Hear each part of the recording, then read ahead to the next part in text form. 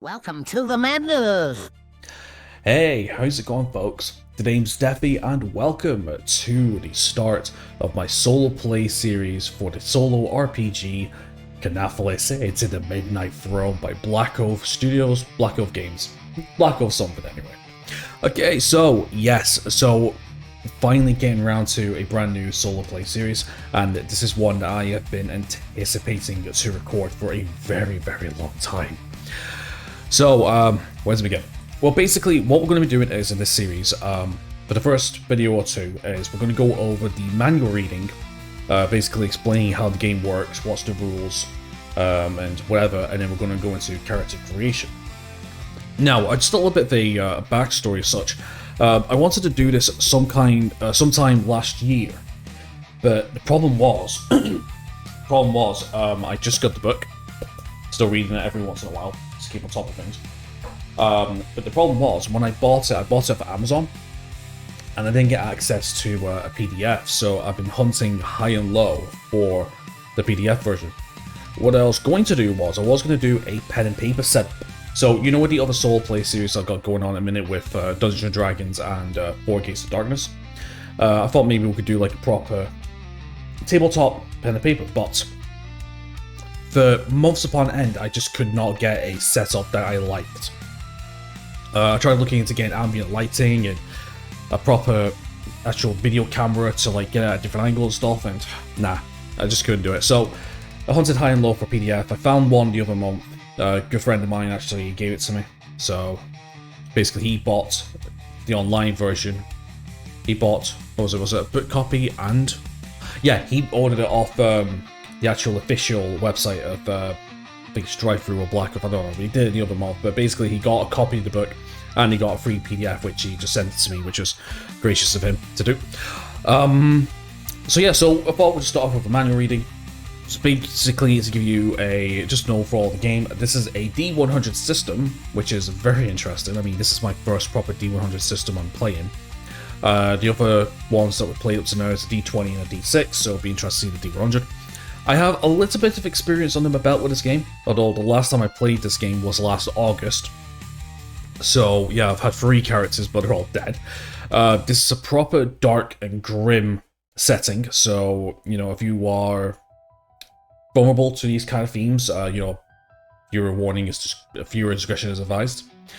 And yeah, this is proper survival, basically. Like, honestly, this game is just, it's not for the faint-hearted. There is going to be a lot of situations where your character will die quite easily. But like I said, if you treat it like, basically this game doesn't have a win condition. There is some house rules that suggest winning conditions, but this is basically keep going as far as you can. That's basically it. So yeah, so we are going to start reading, and then once we get a handle of how things work, we'll go into the character creation. But I'm not sure whether to incorporate all this into one video, split into 2. See. Okay, so yeah, so Ker Nethalas into the Midnight Throne. Okay. Yep, by Alex T. So Ker Nethalas into the Midnight Throne, designed and written by Alex T. Text copyright 2023 BlackOath Entertainment. Cover by Jose Antonio Avellejaro. Interior art by Jose Antonio Avellejaro and Mihailo M. Digital art by Carlos Gasaro. Dungeon Geomos by Glenn Seal. Character and gameplay sheets by David Norcott. Map of the First Domain by Dyson Logos, by T. And then there's the Patreon if you want to go and support the studios. So yes, BlackOath. Okay, so table contents. We have creating a survivor, we have the rules, combat encounters, and spells and loot to step into the darkness. So yeah, and also not to mention the artwork is fucking beautiful. I mean, look at this. How synonymous is that? And by the way, I'm not using my my usual software for reading PDFs. I'm actually using Firefox's PDF reader now. I actually got rid of that the other month. But yeah, this is beautiful. Okay, so into Midnight Suns. Welcome to Ker Nethalas, into the Midnight Throne. A single-player dungeon crawler set in an endless necropolis. With the help of this book, you will tell the story of your character, who, miraculously surviving an execution, wakes up to realize their problems have just begun, and their fate worse than death. The basis of the game. When you sit down to play Ker Nethalas into the Midnight Throne, you, the player, take on a role of a single character or characters played by players are referred to as player characters, PCs or survivors. Your PC is your avatar in the dark tunnels of the Necropolis, and your decisions and luck will determine their fate. During your PC's journey through the Midnight Throne, you will encounter all sorts of creatures, sometimes referred to as non-player characters, or NPCs. NPCs share many similarities with your character, but the different NPCs' tools in the book determine their actions, personalities, and motivations. All creatures and characters have attributes or score skills, as well as a set of powers or abilities, and determine how strong, smart, and otherwise talented they are. They come into play when it's necessary to determine whether a character succeeds at something they're attempting, like climbing a wall or sneaking past a guard, for example. So going to the dice. Ker Nethalas into the Midnight Throne primarily uses 6 different kinds of dice to determine the results of actions and situations, but these same dice might be used to generate numbers of varying ranges. There's different dice and the terms employed to use and describe them in the details below. Yeah, so even though I said this is a D100 system, I mean it kind of is mainly for its primary roles, but yeah, it uses a lot of different ones. The D10 is a 10-sided die that generates numbers from 1 to 10. It's numbered 0 to 9, although a roll of 0 counts as a 10. A pair of D10s is also used to create numbers from 1 to 100, with a double O being considered as 100.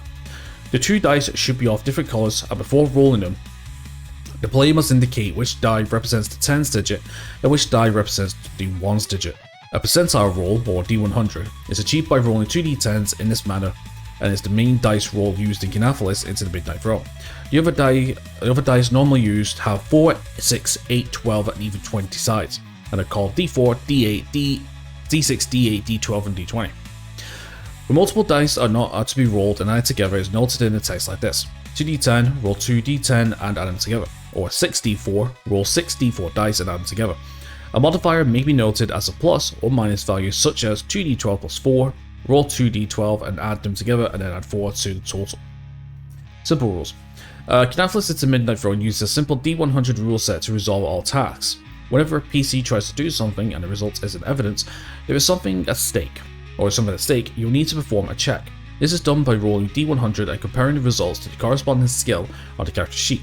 If the result is equal or lower than the skill score, the check is a success. This process is described in detail in chapter 3, which is a very interesting thing. So in terms of your character's attributes, when you're making your character, I mean, I'll go all this in detail once we start doing it, but basically your different skills, you'll start off with different values. So I think the values is like 50, 30, 25, 20, and basically like these different values put in different skills. And then to beat those checks, obviously you gotta roll under it or equal to. You roll higher, then it's a miss or a failure, which is really interesting. Engaging combat. Combat is the big part of what makes Ker Nethalas into the Midnight Throne unique. Characters need to manage their resources while being smart about the choice of powers used. The opposed combat check makes combat unpredictable and will require your constant attention as you evaluate the different options that will open to you depending on your luck and actions. The other character you want to play. At the core of Ker Nethalas into the Midnight Throne lies this deep character development system by choosing which masteries you learn and which abilities within each mastery you pick. You have a lot of control over your character's power set. Combined with the many pieces unique and randomly generated gear, you can truly make your character of your dreams.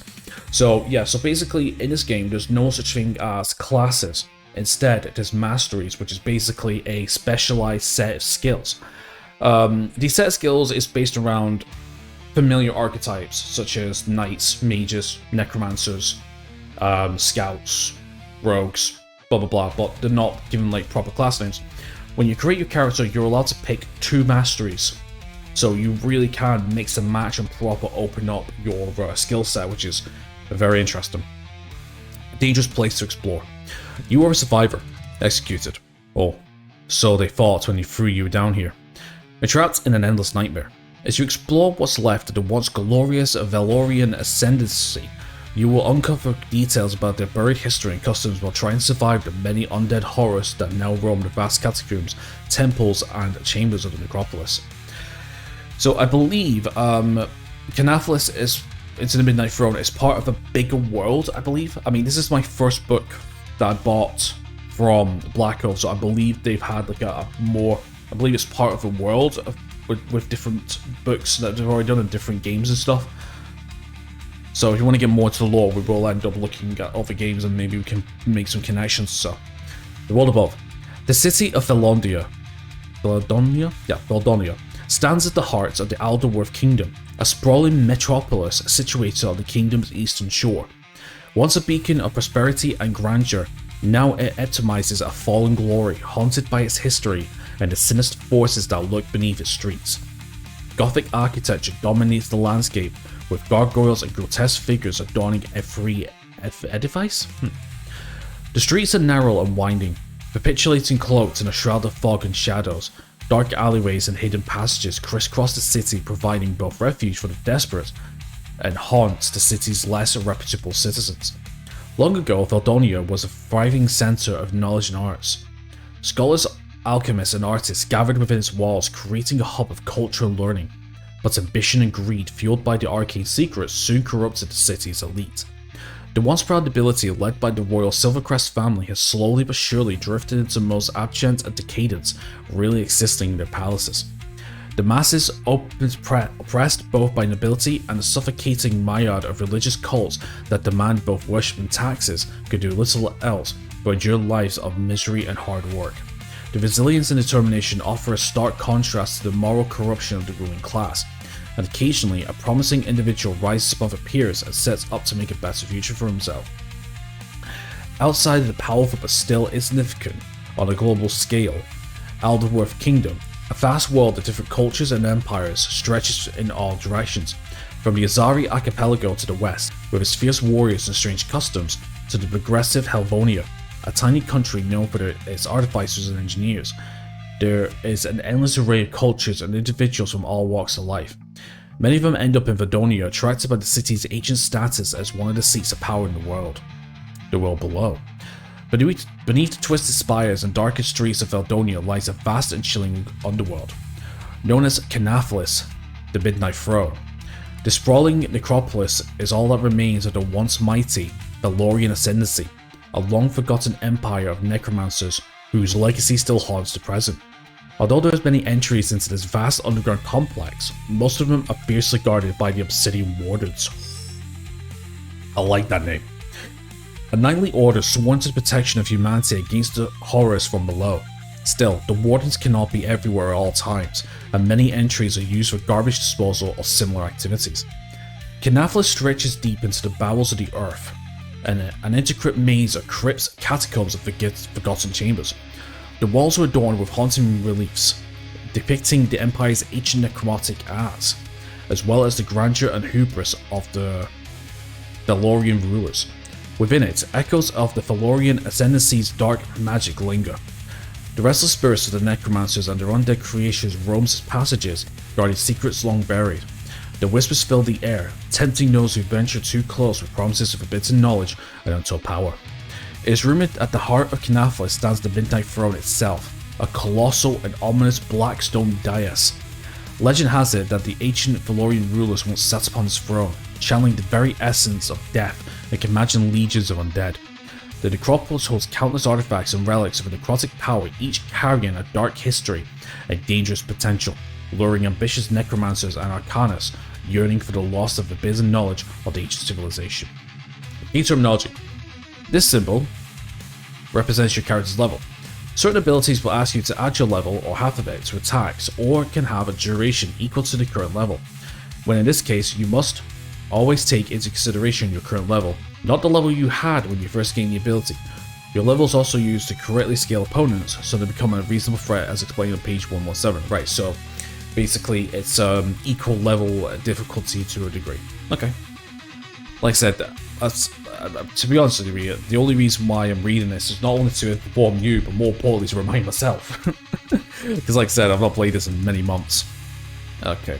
Ability. A unique power, special attack, or similar talent that allows your character to accomplish different things, from casting a fireball to striking several enemies with a single attack, healing yourself and more. Attributes. The core aspect that defines your character's physical and mental capabilities. Mastery. One of the specializations available to your character that defines your capabilities and the abilities they have access to. Now, this is the important thing. Domain. Ker Nethalas is a vast, sprawling collection of tunnels, buildings, caves, and halls. Sometimes the seam heads upwards towards the surface, and others they go deep within the part. Each district part of the Necropolis is known as a domain. Now, the Ker Nethalas dungeons, now, they are randomly generated through a set generator, basically of like 100 different like room tiles, not room tiles, like room sizes and corridors and stuff. Basically, as you're progressing through these dungeons, you have something called I think it's like a layer die or a domain die or something. And basically, you start with a d10, right? And you roll a d10, and determining on what number it is, you can face what's known as the Overseer. Now, these Overseers are the bosses of these domains. And different domains will have different features and different creatures and different attributes and stuff, as well as different bosses. Basically, I believe there's like 7, I think, in this game. There's 7 domains, I think. There is other, like, there's other literature that has been released that adds more domains and stuff and new bosses and enemies. But I think in the base game, I think it's like 7 domains or so, 7 out of 10, I think. Okay, skill. Each skill has a score of 0, 1 to 80 or more. It represents your character's knowledge and capability in one particular area. Sustained.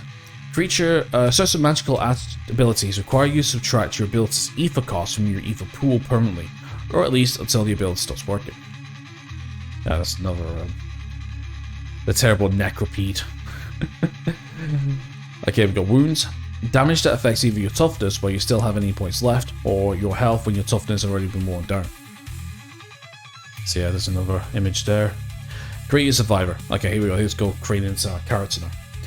Before you even open your eyes, a wave of this nauseating stench hits you, immediately causing you to heave. The bitter taste of bile in your mouth. Your whole body hurts, and you feel an intense burning around your neck. With some hesitation, you manage to sit up from the pile of soft refuse you appear to be lying on top of. To your horror, you quickly discover that this is not garbage, but a pile of decaying human corpses. Lots of faces and sunken eyes stare blankly at you, illuminated by a single ray of sunlight coming from very high above your head. A flood of memories come rushing back. You were executed. You quickly stand up, your head swimming. While you check your throat, you immediately wince in pain. The flesh tender to the touch. There's no doubt about it. You were hung. You try to speak, but the words come out as a grunt. Your throat is too damaged and dry to produce any other sound. You turn away from the rotting pile of flesh and look around you. You find yourself in a large empty chamber. The only light coming from a hole some 30 meters up above. There's no way you're able to climb back up there. Rats, the size of cats, edge around you, nibbling on the dead. Too fat and well fed to even bother hiding or fighting each other for the best bits. Ahead of you, you see what appears to be a crack in the wall, wide enough for you to go through. There's no doubt in your mind where you are. Ker Nethalas, the Midnight Throw. Everyone in Valdonia has heard the stories about this vast, underground necropolis that was once the capital, the Valorian Ascendancy. Before the demise. You also know that nobody has ever come back alive from such a place. Considering you're in rags, injured and exhausted, your chances are not good. Somehow, though, you were cheated to death, and there must be a way out here. Hesitantly, you head towards the breach in the wall, hoping to find something that you could use to increase your chance of survival. You are alive, barely, but alive. You have been punished for a crime that you may or may not have committed, but an area smiles upon you, and against all odds you're still amongst the living. To begin with, choose a name, gender, age, and overall appearance. Write to your character sheet that you're on level 1. You're now ready to start making your character. So yeah, so basically, I'm gonna do what I'm gonna do with War Against the Darkness. We're not gonna read all this at once.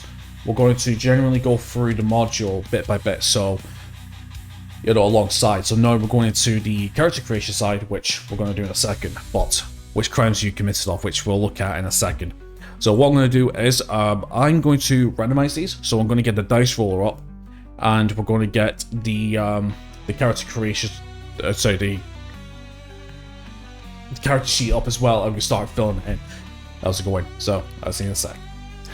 Right, okay, so we're going to be creating our first character, our first survivor now. But before we do, we're going to go through the various options that we can choose from, and we're going to go through each of them in depth. So, it's been a while since I recorded the first bit, so we'll go from this part here. You were alive, barely, but alive. You've been punished for a crime that you may or may not have committed, but Anira smiles upon you, and against all odds you are still among the living. To begin with, choose a name, gender, age, and overall appearance. Write on the character sheet that you're level 1, you're now ready to start making your character. Okay, so basically here we have what crime you're accused of. So basically it's kind of like a little background story. As far as I'm aware, I don't think this has any major impact on gameplay or anything. As far as I know, it's just background story really. The crime we're accused of. So we have highway robbery. Armed individuals ambush travelers on highways, robbing them of their belongings and sometimes resorting to violence. Witchcraft. Accusations of practicing witchcraft are common in Valdonia, and those accused often face trials and punishment such as imprisonment or execution. Poaching. People illegally hunt game on private land, often supplement their diet or sell the animals for profit, disregarding the landowner's rights. Smuggling. Illicit trade involving the import or export of goods without paying customs duties, usually through hidden routes to avoid detection. Piracy. Seafaring individuals that attack ships, plundering their cargo and often resorting to violence against the crew. Pirates are a significant concern for Valdonia due to the importance of its maritime trade. Murder.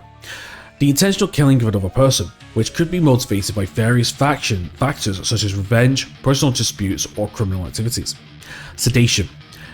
Engaging in activities that undermine or seek to overthrow the established authority, such as inciting rebellion or spreading dissent. Treason. Engaging in activities that betray them or threatening the monarchy, such as plotting against the king. Counterfeiting. Producing fake currency or counterfeit goods which undermine the economy and defraud individuals. Housebreaking. Breaking into homes to steal valuable items or money, often resulting in damage to property and sometimes violence against occupants. Vagrancy. Being homeless and unemployed, wandering from place to place without a clear means of support. Huh, I didn't realize that was a crime. Dueling. Engaging in private combat with deadly weapons to resolve personal duties. Rioting. Participating in violent public disturbances or protests, often with groups or people causing damage to property or attacking others. Blasphemy. Uttering or promoting sacrilegious or disrespectful statements or actions against any of the sanctioned churches. Grave robbery. The profanation of sepulchres to rob the dead of their valuables is seen with almost disgust by Valdonian society, especially by the followers of Frost, god of death. Fraud. Pretending to be something you are not to gain sympathy, reward, or money. This might include pretending to be a veteran of the Escalian Wars, selling phony cures, or masquerading as a priest, noble, or similar person station. Trespassing. Entering or remaining on someone else's property without permission, often resulting in disputes or damage. Clandestine marriage. Secretly marrying without the consent or approval of the family members or authorities. Child theft. Kidnapping or adopting children for various reasons, including ransom, forced labor, or adoption without consent. And finally, sodomy. Committing any unnatural sexual acts, including those among members of the same sex, but not limited to it. Yeah, those were quite some realistic crimes back in like the medieval times leading up to the Victorian times, to tell you the truth. Right, so now we're going to do a d20 and we're going to determine what our crime is. Now, ooh, that's a good question. No, that's okay. So, the good thing about this is, if you want to choose one, this also aligns with some of the masteries that you can choose, which we'll go over in a second. But, you know, just to sort of like help funnel down some character choices for you. But first, it's a big difference. We're going to do d20, and we're going to see what our crime is. 7. So our crime is sedation. Engaging in activities that undermine or seek to overthrow the established authority, such as inciting rebellion or spreading dissent. Okay, right, so I've just copied and pasted that now into a notepad just so I can keep track of things. Okay, now we're going to go into character attributes now. Your character's attributes determine the most elemental aspects of their body and soul, and define how much horror and punishment they are able to sustain while exploring the Necropolis.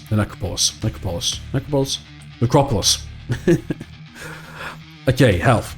Health is a measure of how much damage your body can take before dying. Losing health represents the sort of damage that takes a real toll, and is both slow and difficult to recover. Health is only recovered under very specific circumstances, and when your character's health reaches 0, they are permanently dead, or at least as dead as anything else in the Necropolis. Your character's starting health is calculated by d6 plus 8, so we need to remember that d6 plus 8. Okay, moving on to toughness. Toughness represents your character's resilience and ability to sustain non-critical damage. Small cuts, bruises, and single minor accidents that pose non-life-threatening damage are easy and fast to recover from, are all reflected by the loss of your toughness. Your character's initial toughness score is 2d6 plus 10. Characters recover d4 toughness immediately after a fight is over. And then going into Ether now. Ether, I'm just going to pronounce this Ether. But basically, this is kind of like your ability points, basically, for certain spells, certain abilities you can use. Aether is a representation of a character's spiritual and psychic power, and is used to cast spells as described on page 64. Your character's starting Aether points is d6 plus 8, and all Aether is replenished upon entering a new room. And then we got Sanity. Sanity represents your character's ability to remain fully lucid and sane despite the many horrors they witness. A character's initial sanity score is calculated by rolling d6 plus 8. The magic resistance. This represents your character's ability to resist the effects of magic directed towards them. It is a crucial element of any character's survival, so stacking up with items that grant magical resistance is a recommended survival strategy. Magic resistance works as a skill, meaning that score goes from 01 to 80, and is tested using a d100. New characters start with 20 points in magic resistance. And then we got exhaustion and exhaustion resistance. Exhaustion represents fatigue, exposure, hunger, injuries, and other physical factors which gradually wear a character down. If a character goes for too long without sleep or food, or undergoes strenuous physical activity without resting, they're going to start accruing exhaustion. A character's exhaustion resistance score is subtracted from the current exhaustion total. The final result is then compared to the table on page 78 to determine the effects of exhaustion. New characters start with 0 exhaustion.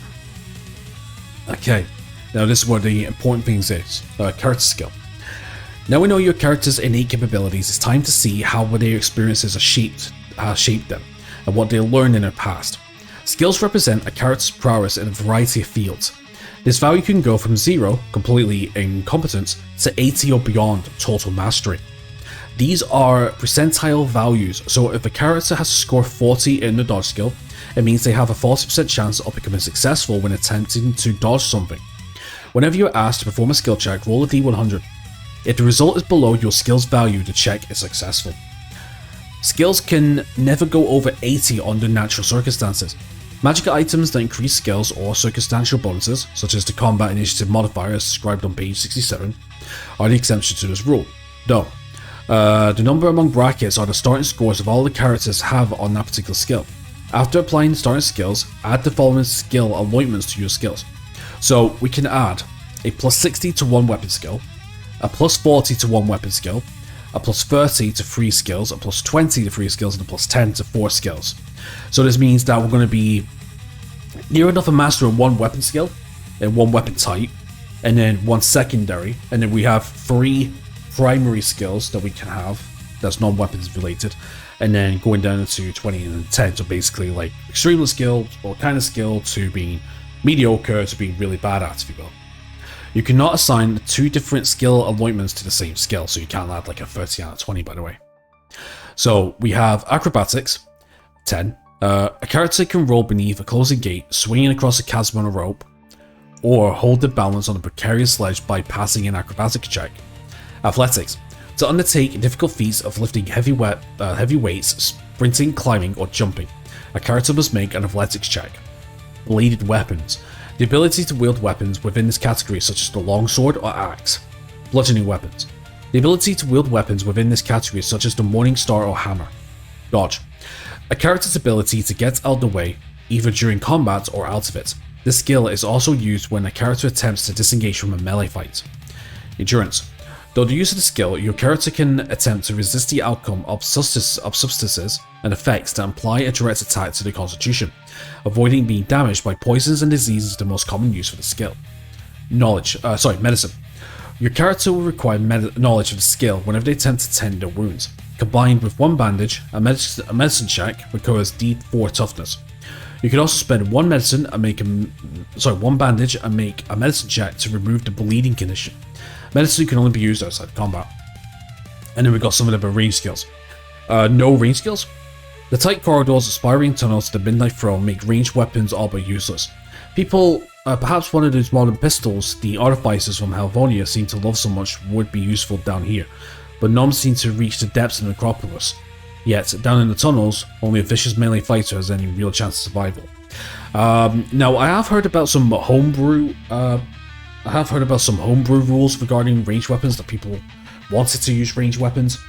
I can't think of anything on the top of my head, but I mean, you could do something along the lines of, like, say in 4 Against the Darkness, which is another series I got going on right now, where basically if you have one of your characters having a ranged weapon, basically when you go into a door, I believe, like, or you go into a room where there's an enemy encounter, they can get 1 free attack off, and then from there they can't use ranged weapons anymore. So that could be something to think about. And then we got Perception. Perception refers to a character's ability to see, hear, or sense things. Resolve. Withstand the psychological impacts of exposure to the horrors of the Necropolis. With a skill, your character will be able to avoid the loss of sanity, as well as the effects of other more subtle mental attacks and effects. Reason. The skill determines your ability to understand things and uncover mysteries, as well as decipher signs and symbols that you might find in Necropolis. Scavenge. The skill allows your character to find any useful bits and pieces that might be lying around in a room. Very, very useful ability, by the way. Shafted weapons. Shafted weapons or halted weapons, hafted weapons, generally encompass a variety of weapons that have a handle or shaft and a blade or point at the end. This includes weapons like spears and polearms, such as halberds and glaives, and staves of all sorts sizes. Stealth. Stealth is used to hide or avoid notice. A character's stealth check is usually opposed by a potential observer's perception check. And then we have Thievery. This skill is mostly used to disarm traps or attempt to open a lock. Disarming a trap requires a thief's tools kit, wherever lockpicking only requires using a lockpick. And then we have unarmed combat and fist weapons. Unarmed combat includes improved dirty fighting, elegant martial arts mastery, and anything in between. The skill comes in handy in all those situations where you don't have a weapon in hand. An unarmed character deals D4 bludgeoning damage. And now we're going to go into the Masteries now. Now, in terms of like the actual, now like I said before, like I've not played this since last August. I think in a couple of like test characters that I made, I think the ones that I specialized in was I think it was bladed dodge, and I think it was scavenge, and I think stealth as well. Because when it comes to RPGs, like I like to play like the rogue / the stealthy character. Basically, like, you know, try and like stealth my way out of encounters or try and get a more advantageous position. That's the kind of like playstyle I like to go for. But we're gonna try and do something a little different this time. So Masteries. Masteries define your personal path, becoming the foundation of the type of character you want to play with. Each mastery represents a specific style of play, a toolbox that will grant you access to specific powers and rules. Each mastery has a mastery tree that you unlock as you level up, acquiring new abilities that will surely help you in your journey through the Midnight Throne. Abilities usually require either spending ether or making an attack roll with your weapon, as described in each of their descriptions. Some abilities not only have an ether cost, but one that must be sustained in order for the ability's effect to continue without interruption. This means that you must subtract the ether's ability cost from the ether pool permanently, or at least until the ability stops working. So for those that play Dragon Age Origins, for example, that's like the main game I can think of. When you put on the permanent powers, for example, like I don't know what comes to mind, maybe combat magic, I think it's called, from the Arcane Warriors subclass tree. Basically, you know, when you do that, it cuts down your stamina or your MP by a good bit. It's basically stuff like that. Example, Galea has the dark vision ability, which allows her to see in the dark without needing a source of light. Her ether pool is 25, and this ability has a cost of 5 ether sustained, which means as long as she maintains the ability activated, her ether pool max size is now 20. New characters start the game with 2 points. You must spend on each one of them on a different mastery. So this is important. Basically, your characters have a permanent multi-class progression, where you have to choose 2 different masteries. There is a way to get a third mastery, which we'll go over later on. That comes under goals, I believe, or certain conditions. All right, so there is a total of 1, 2, 3, 4, 5, 6, 7, 8, 9, 10, 11, 12, 13, 14, 15, 16, 17, 18, 19, 20, 21. So there's a total of 21 masteries, and I believe there is zines, I think they're called, or zines. Basically magazines, you know, I think that's what it's short for, or expanded products that's connected with this solo RPG that has more masteries, and I believe something's being released this month where they will unlock even more masteries as well, which is something to look forward to.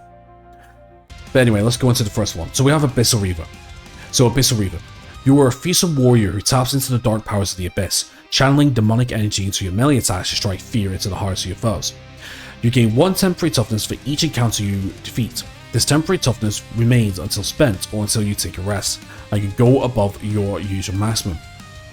So each mastery has 5 different levels from tier 1 to tier 5. So tier 1, Infernal Flame, standard action, costs 4 ether. Your fist bursts into green-red flames as you send a burst of fire to your opponents, dealing d4 plus d6 plus d4 infernal damage. Hellish Weapon, 1 standard action, costs 5 ether sustained. Flames from the pits of hell cover your weapon, increasing its damage by d6 infernal damage. Demonic Pact, passive. You made a pact with a demon, reducing your maximum sanity by 3, but becoming immune to fear and poison. Tier 4, Demon Shroud. Costs 5 ether. You are covered in flames, making it possible for your opponents to attack you without suffering dire consequences. When opponents damage you after you attacking, they suffer d4 infernal damage. And finally, Tier 5, Soul Harvest, 10 ether cost. You consume the souls of your enemies, dealing 2d6 infernal damage to all opponents in the room, and recover 1 sanity for each opponent damaged in this way. And then we have Where Did You Train, which we'll go over if we do get one of those. Actually, no, I can read it. That's fine. This is just a learning how to play and basically character creation. That's all it is. Where Did You Train? The Infernal Bloodline. Those born with the Infernal Bloodline possess a natural affinity for demonic energies. They learn to harness the power of the Infernal Realms, channeling demonic energy to empower their own attacks and abilities. Though intense training and self-discipline, individuals with this bloodline can tap into the raw, chaotic power of demons, infusing their attacks with dark flames, shadowy tendrils, and other demonic manifestations. The Order of the Abyssal Pact. The Order of the Abyssal Pact is a secret organization that seeks to harness and control demonic energies. Members of the Order study ancient grimoires, learning to make pacts with demonic entities. They willingly embrace the dark powers bestowed upon them, using demonic energies to enhance their own combat skills and magical abilities. The Hellforge. The Hellforge is a renowned training ground for those who seek to tap into demonic energies. Simply reaching this cursed location is a feat upon itself, and survival is never guaranteed. Undergoing this perilous journey causes the individual to forge connection with the Infernal Realm.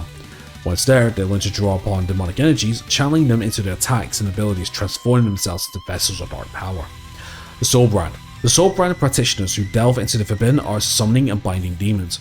Though through rigorous training, they learn to forge connection with demonic entities, channeling their energies as their own attacks and abilities. These conjurers can manifest ethereal blades, imbue their strikes with demonic flames, and call upon infernal forces to augment their powers. The Black Gate. The Black Gate is the only point of access from the physical world into one of the demonic realms. Since most mortals would immediately die if attempting to cross it, aspiring Abyssal Reavers train outside, letting the demonic energies permeate their whole beings while they train and develop new demon-infused techniques and spells. The Demon Song Cult is a clandestine cult that worships and embraces the powers of the demonic realms. Its members undergo dark rituals and intense training, willingly become vessels for demonic energies. Through the connection with demons, they gain heightened strength, speed, and arcane abilities. The Demon Song cultists blend their own martial skills with the unholy might of the demons, using the dark empowerment to unleash devastating attacks and terrifying displays of demonic power. And then we get to the Arcanist. You have studied everything there is to know about the etheric realm, and how it manifests in the physical world, granting you superb knowledge control over the arcane. So this is one of the spellcaster ones. Each time a creature receives arcane damage as a result of your abilities, increase your arcane damage by 1 against a side creature. So at tier 1 we have Arcane Missiles, 4 ether. A shower of magical darts shoot from your fingertips, homing into your targets. Up to half creatures receive d4 arcane damage. which can be very useful if you keep adding that as a +1 all the time, which is pretty nice. Arcane Shield costs 4 ether. You create a shell of pure solid ether around a chosen body part, granting you 1 armor in that body location. Create Light, +5 ether sustained. A ball of pure light floats around you. You no longer need a light source. Tier 4, Summon Arcane Companion. 2 standard actions. Cost 10 ether. You create a being of pure ether to serve you. The Arcane Companion will last until destroyed. And then we got a stat block for the Health Companion.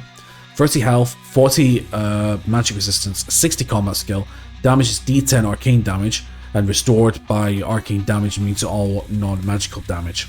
So basically any health that they get is through arcane damage. Arcane Bolt, 6 ether. You cast a ray of etheric energy at your target, dealing 2d10 arcane damage. Where did you train? Archmage Alaris. Archmage Alaris is a renowned sorcerer who has spent a lifetime delving into the mysteries of arcane magic. As a master of the arcane arts, he accepts only the most dedicated and talented students into his tutelage. Under his guidance, aspiring mages study ancient tomes, learn intricate spells, and unravel the secrets of their ancient power.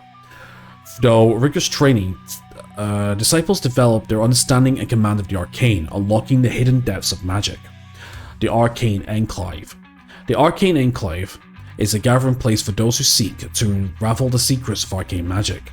Within its hallowed halls, mages from various backgrounds converge to share knowledge and refine their craft. Here, students delve into the study of magical theory, practice complex rituals, and experiment with new spellcasting techniques. The Enclave serves as a hub for arcane research, fostering an environment of discovery and innovation. The College of Arcane Lore. Situated in Veldonia's High District, the College of Arcane Lore is a prestigious institution dedicated to the study and mastery of arcane magic. Students in this esteemed college immerse themselves in the study of arcane texts, honing their spellcasting abilities, and unraveling the mysteries of arcane arts. Under the guidance of experienced professors, mages in training, explore various schools of magic, from elemental manipulation to divination, seeking to harness the arcane forces that shape the world. Okay. The Covenant Secrets. A secretive society of arcane practitioners, the Covenant Secrets operates from hidden sanctuaries scattered throughout the Elderworth Kingdom. Its members skilled in the arcane arts, studying forbidden knowledge and tap into arcane energies beyond the grasp of extraordinary mages. Initiates undergo rigorous tests and trials, delving into esoteric texts, mastering complex rituals, and unlocking the hidden potential of their own magical abilities. The Tower of Astral Veils.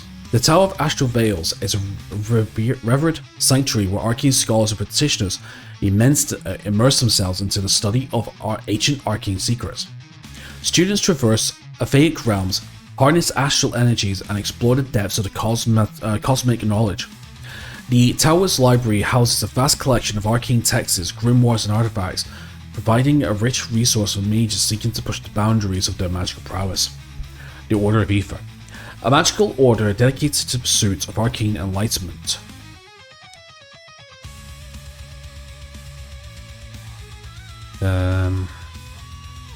The Order of the Aether trains mages who seek to tap into the deepest wells of arcane power.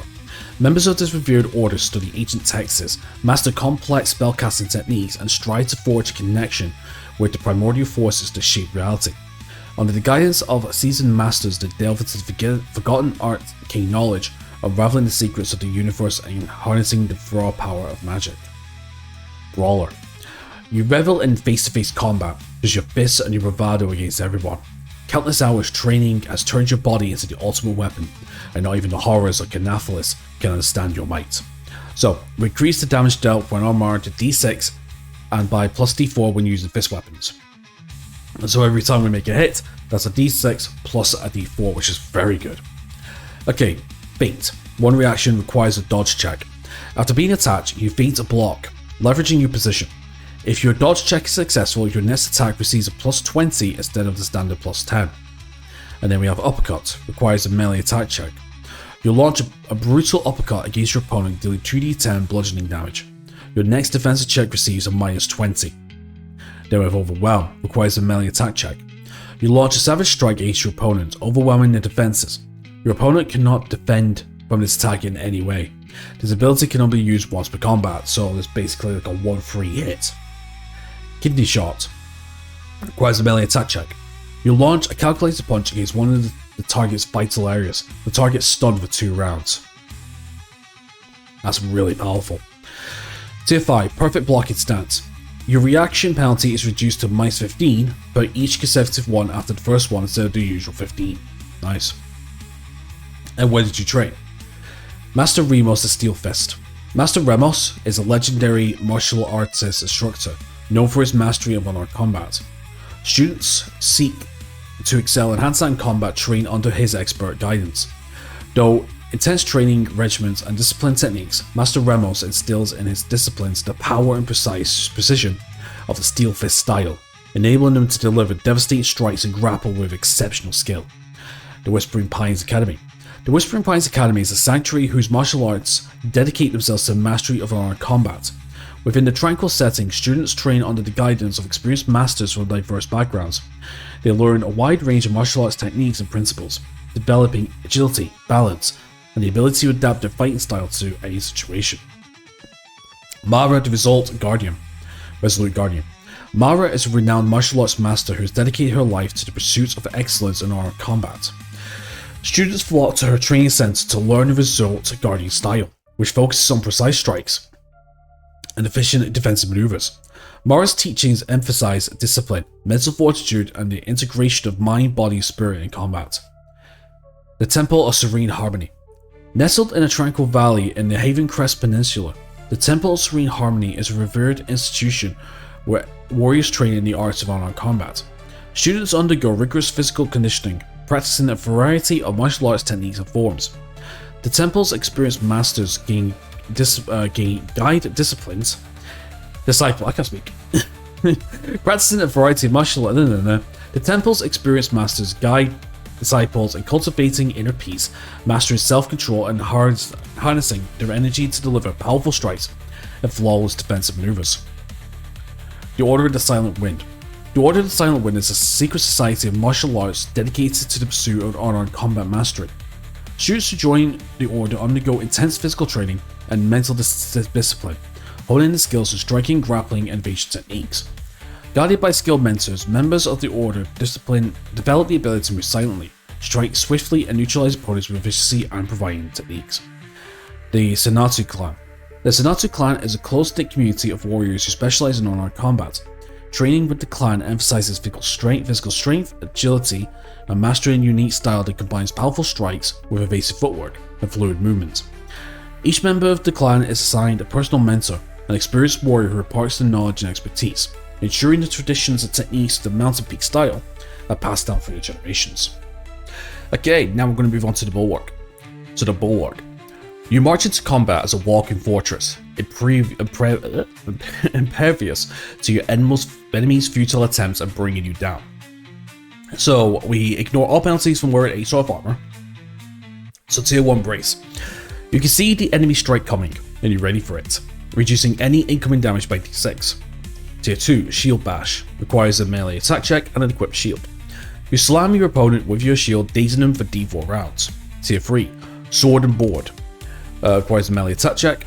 You overwhelm your opponent first with your weapon and then with your shield. If your weapon strike hits, you can immediately make a free attack that deals d4 damage. Tier 4 Battle Form. Passive. Increases your toughness by 1 permanently each time your level is increased. You must increase your toughness accordingly. Tier 5 Bastion. You're immune to bludgeoning damage. Where did you train? 1. The Ironheart Guild. Located in the heart of Valdonia, the Ironheart Guild is a renowned organization of master armorers and warriors. They offer comprehensive training in heavy armor and defensive abilities, focusing on techniques such as shield bashing, parrying, and advanced weapons techniques suited for heavily armored fighters. The Eshakon Bastion, a massive fortress perched atop a craggy mountain. The Eshakon Bastion serves as a training ground for knights and defenders. Its ancient walls echo with the clashing of steel as seasoned warriors teach aspiring fighters the art of heavy armored combat. Trainees learn to maneuver in cumbersome armor, enduring punishing blows, and develop impeccable defensive skills. 3. The Temple of the Shielded Path. Hidden deep within the dense forest of Hodopeia, the Temple of the Shielded Path is a secluded sanctuary dedicated to preservation of ancient martial traditions. Here, monks and sages instruct students in the use of heavy armor, emphasizing a harmonious blend of physical and spiritual strength. Techniques include meditation, balance training, and the development of impeccable reflexes. The Black Steel Citadel. Located in the volcanic regions of northern Breccia, the Black Steel Citadel is a stronghold carved out of obsidian rock. This ancient order of warriors focuses on the art of forging and enchanting heavy armor, as well as imparting the skills necessary to wield it effectively. Trainees undergo grueling physical conditioning, learn the secrets of metallurgy, and study defensive tactics tailored for heavy armor users. The Valley of the Stalwarts. A remote valley nestled between towering mountain ranges, this hidden locale serves as a refuge for warriors seeking to master the arts of heavy armor. Inhabitants of the valley train in a rich with natural obstacles, perfect for honing defensive skills. Trainees learn to withstand harsh weather conditions, navigate treacherous terrains, and engage in combats against formidable adversaries. And then the Order of the Bronze Shields. Forged centuries ago by Thalia the Wall, this knightly order is renowned for its unwavering dedication to protecting the realm. Housed within a great fortress, the Order of the Bronze Shields specializes in teaching defensive strategies and techniques tailored specifically for heavy armored users. Trainees undergo rigorous physical training, engage in mock battles, and learn to coordinate with fellow knights for effective defensive formations. And then we got the Dustblade. You are a master of the art of assassination, coming swiftly and unexpectedly and executing your opponents with superb finesse and terrifying precision. So we add a plus 2d4 psychic damage to targets unaware of us. So tier 1, Poison Blade, costs 3 ether. You summon a blade of pure venom and throw it at your opponent. The target becomes poisoned for 1 round, I believe. Poison 1. Tier 2 Weaken, costs 5 ether. You push your will into the target's mind, enfeebling them. Reduce the target's combat skill by -20 when defending for d4 plus 1 rounds. Tier 3 Sap, requires a melee attack check. You strike your target with the blunt side of your weapon, stunning them for d4 rounds. Tier 4 Ruthless Strike, requires a melee attack check. You strike your opponent with cold precision, decided to end the fight. Multiply by 2 all damage dealt by your attack. This ability may only be used once per room. Tier 5 Invisibility, costs 6 ether. You disappear from sight, completely blending with the shadows. Enemies cannot target you directly. The effect disappears after you exit the current room, or you make an attack. Enemies receive a -40 to the combat skill when attempt to defend while you're invisible. Where did you train? The Shadow Song Guild. Operating from Veldurin's Slum District, the Shadow Song Guild is a renowned organization that trains individuals in arts of stealth, subterfuge, and assassination. Aspiring rogues, stalkers, and assassins undergo rigorous training in infiltration, lockpicking, trap detection, and silent takedowns. They learn to blend seamlessly with their surroundings, strike with precision, and vanish without a trace. The Whispering Blades Academy. Located in a secluded mountain retreat at Ashbright Peaks, the Whispering Blades Academy is a prestigious institution dedicated to training elite assassins and stealthy rogues. Students receive comprehensive instruction in a variety of skills, including silent movement, disguise, poison crafting, and the art of surprise attacks. Under the guidance of seasoned mentors, they learn to become shadows, lurking in darkness, striking the target swiftly and efficiently. The Brotherhood of the Knight's Vale, a clandestine order that operates in the depths of the Ravenscroft wilderness. The Brotherhood of the Knight's Vale specializes in training rogue operatives skilled in espionage, sabotage, and assassination. Initiates undergo intense training in infiltration, disguise, information gathering, and combat techniques tailored for covert operations. The Brotherhood's secretive network and extensive resources make them a formidable force in the realms of espionage and subterfuge. The School of Silent Shadows. The School of Silent Shadows is a secret training ground for rogues and stalkers who specialize in silent takedowns and swift, deadly strikes. Students learn the arts of stealthy movement, camouflage, evasion, and the use of a wide range of specialized tools and gadgets. The school's serene environment and natural surroundings provide the perfect backdrop for honing the skills of patience, observation, and precision. The Black Fist. Operating from the dark underbelly of a Wyvern Gate, the Black Fist is an underground organization renowned for training expert rogues and assassins. members undergo extensive training in acrobatics, agility, and unconventional combat techniques. They learn to exploit their surroundings, employing poisons, magic, and any tool available to dispatch targets swiftly and silently, leaving behind only whispers of their presence. The Temple of the Shrouded Serpent. Hidden within a remote desert canyon in the western Shimmerlands, the Temple of the Shrouded Serpent is a secretive sanctuary where rogues disciples learn the art of deception, subterfuge, and lethal strikes. Under the guidance of enigmatic masters, students acquire skills in disguise, misdirection, block manipulation, and the use of concealed weapons. The temple's trials and tests push rogues to the limit, fostering the development of their innate cunning and stealth. And then we have Emissary. You are the voice of your deity on the mortal plane. As such, you have authority to deliver punishment against their enemies and blessings to the children. You gain a new camp activity, Pray. Heal D4 Sentry, you gain 1 exhaustion. So at 2-1 we get heal wounds, cost 4 ether and +1 exhaustion. You channel your deity's power through your body, restoring it and healing D4 wounds. Unbreakable Faith, costs 4 ether.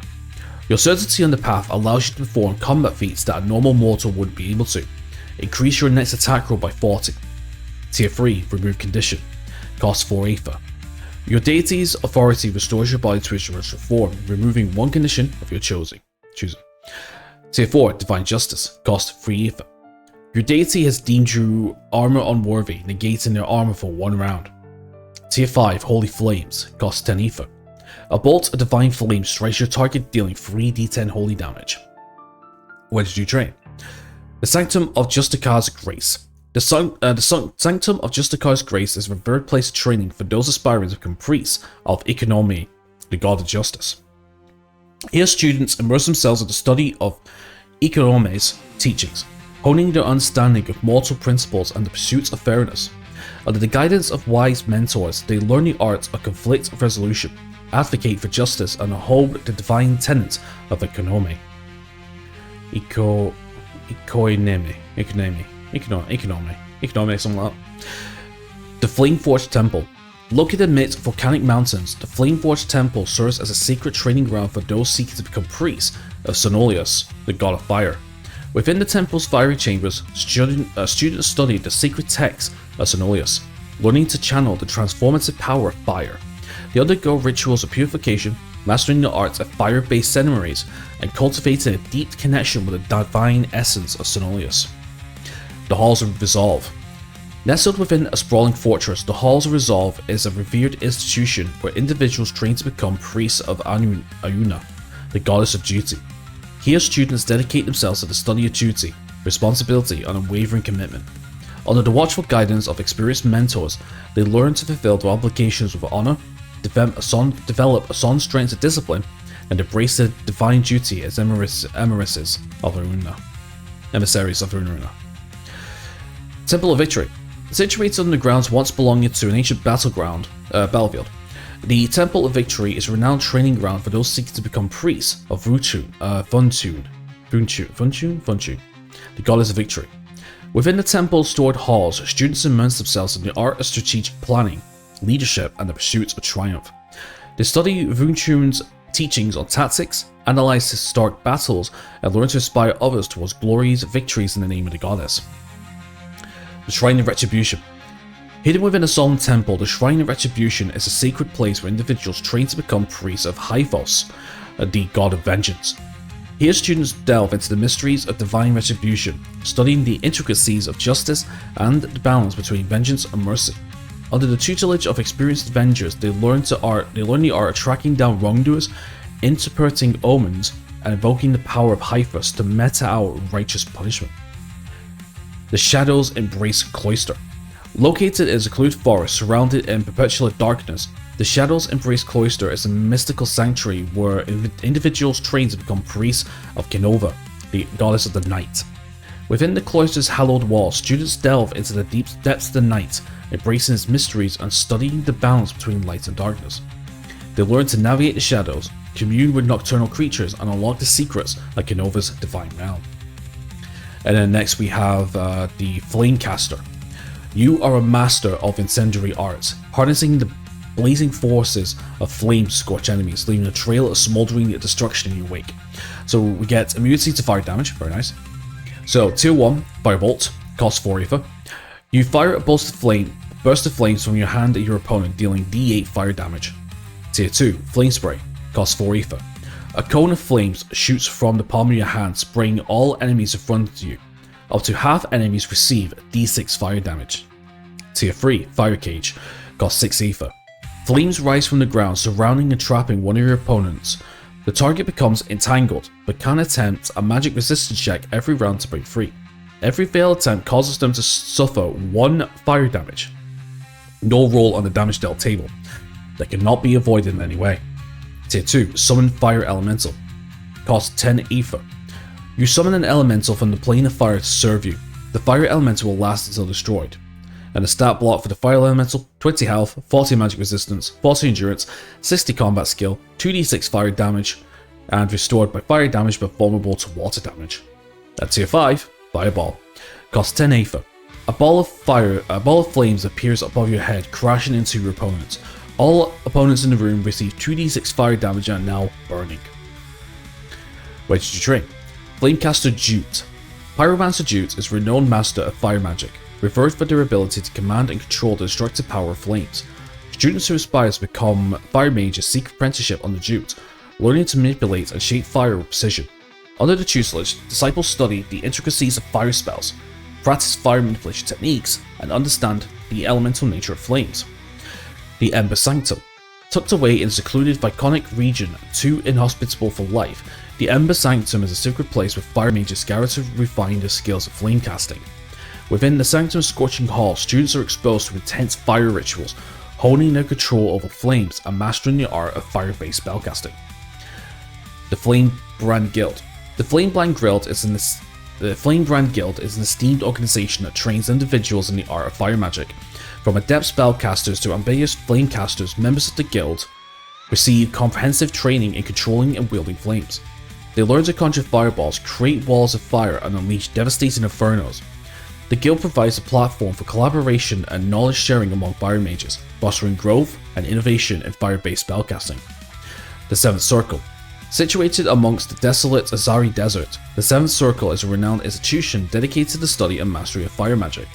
Students learn to conjure and manipulate fire through focused concentration and visualization.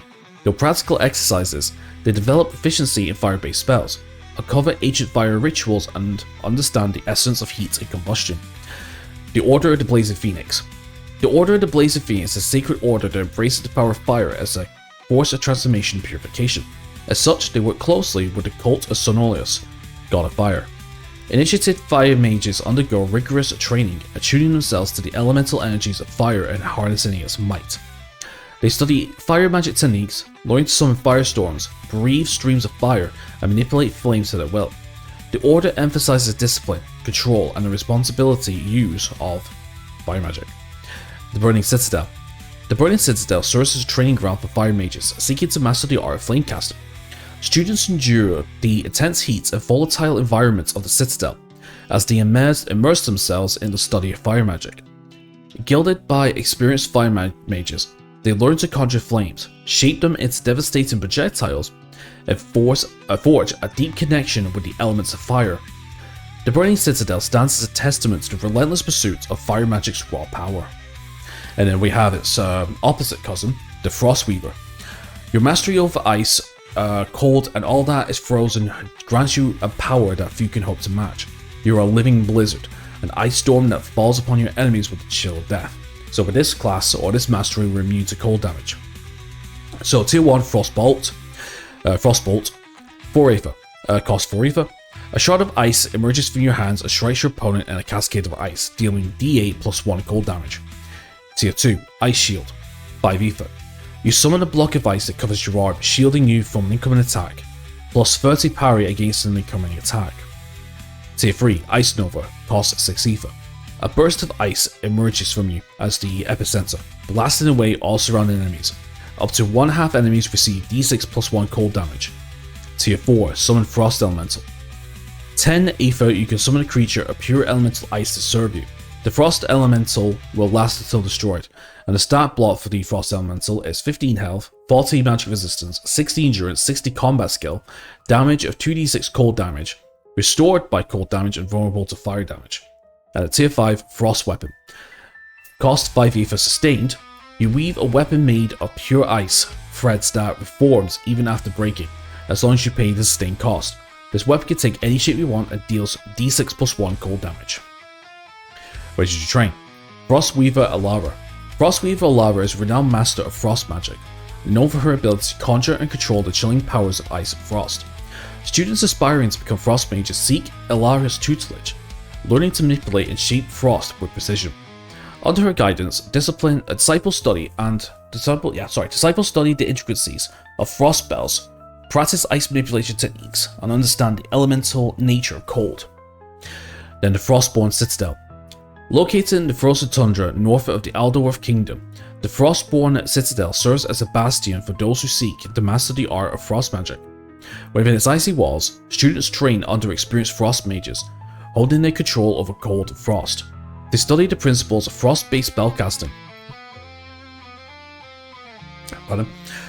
delve into the secrets of manipulating ice, and learn to summon blizzards and create icy barriers.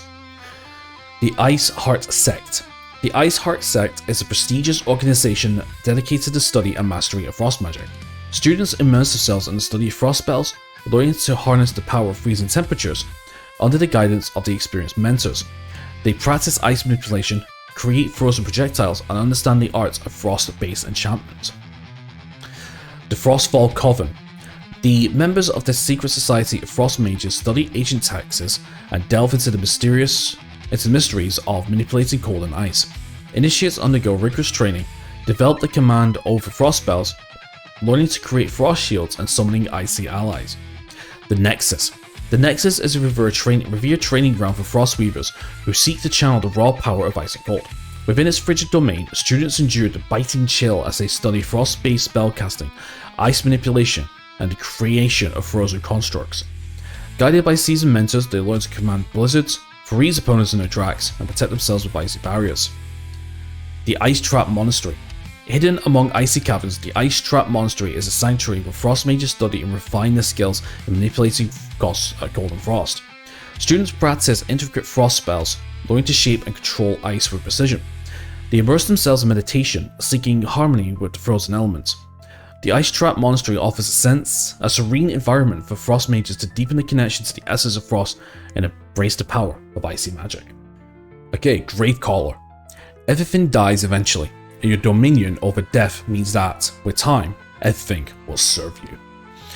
So, spend a standard action to sacrifice one of your undead minions, recovering D4 wounds of one sanity. So, Tier 1, Raised Skeleton. Requires a corpse, costs 5 ether. You animate the bones of a recently defeated humanoid or beast, raising a skeleton that will fight for you. The skeleton lasts until destroyed.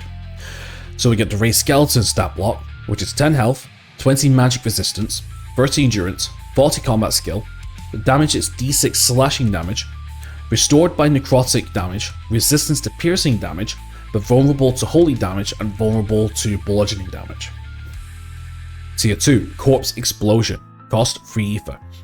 Causes a nearby corpse to explode, dealing 2d6 necrotic damage to all opponents in the room. Tier 3, Blood Shield, costs 1 health and 2 ether. Blood pours from your eyes and ears, forming a thin membrane. +1 armor in the chosen body part until the end of combat, could only be used once per combat. Tier 4, Raise White, requires a corpse, costs 10 ether. You trap a nearby soul binding it to your service. The white will last until destroyed. So the stat block for the Raise White is 20 health, 60 magic endurance, 60 magic resistance, 30 endurance, 60 combat skill, d10 psychic damage, and restored by necrotic damage, and vulnerable to holy damage, and immune to all non-magical damage. And Tier 5, Necrolord.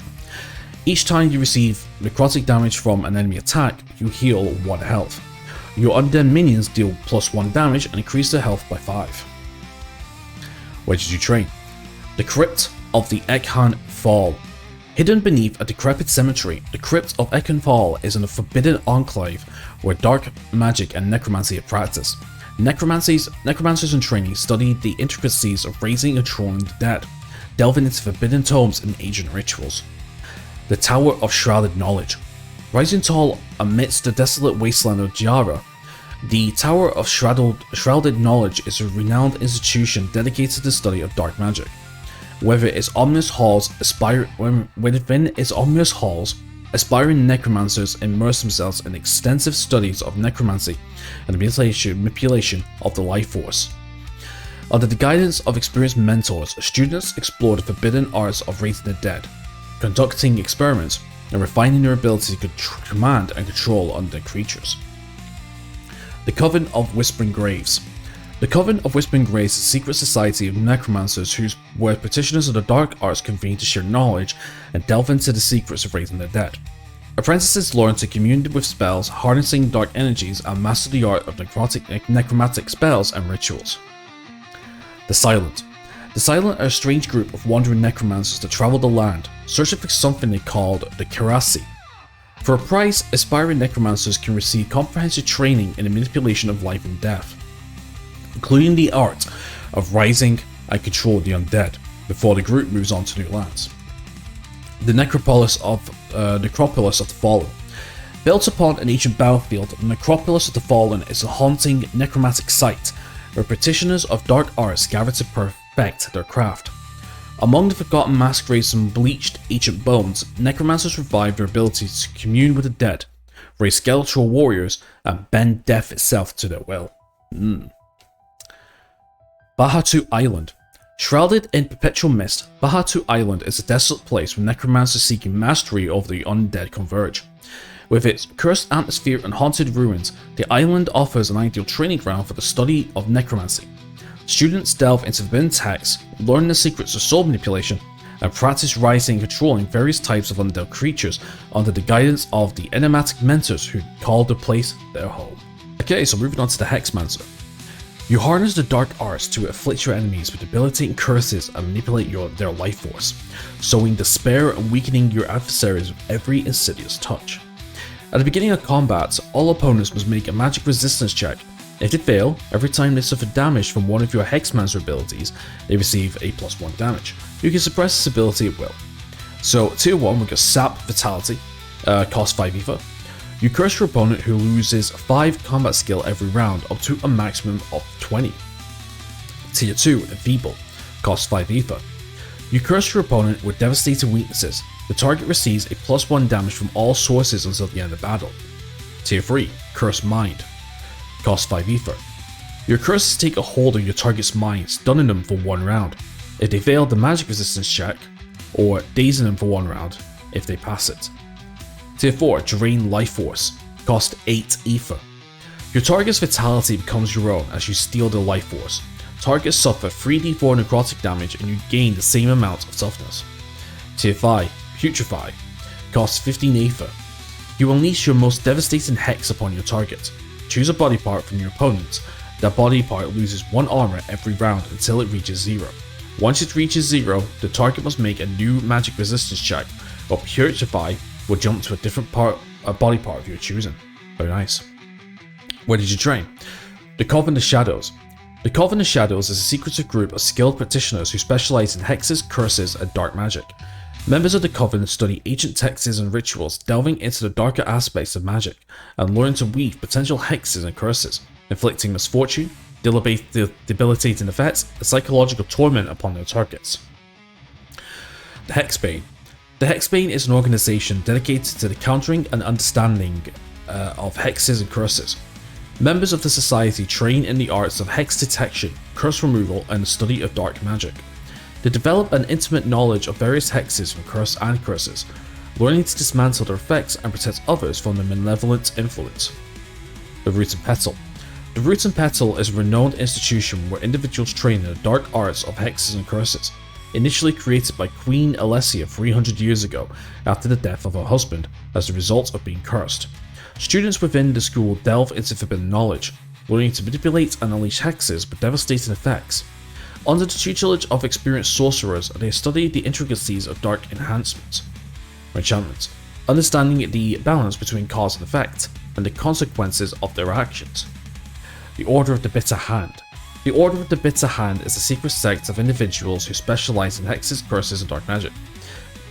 Members learn to weave intricate curses that afflict their targets with pain, misfortune, and even supernatural afflictions. The Order of the Bitter Hand is known for their relentless pursuit of vengeance and their ability to unleash devastating hexes upon their enemy. The Evening Star. The Evening Star is a clandestine gathering of practitioners who specialize in hexes and curses. Wherever they're hidden sanctuaries, members of the enclaves study the dark arts, learning to tap into the dark energies that fuel hexes and curses. They understand the intricate mechanics of affliction, channeling their dark magic to sow chaos and misery. The Withering Circle. The Withering Circle is a revered order of the Hexmasters, who have dedicated their lives to studying and perfecting the art of hexes and curses. Through years of rigorous training, they learn to tap into the darker realms of magic, manipulating the threads of fate to bring suffering and decay to their enemies. They're often hired by unscrupulous noblemen searching to swiftly eliminate their opposition, while at the same time making a point. The next class, the next mastery, Ironcaller. As an Ironcaller, you channel the potent power of the icons to unleash a myriad of effects and weave formidable spells. As a standard action, you can place one of your icons. Only 2 icons can be placed at once. If you already have 2 placed, you must destroy one of the existing ones.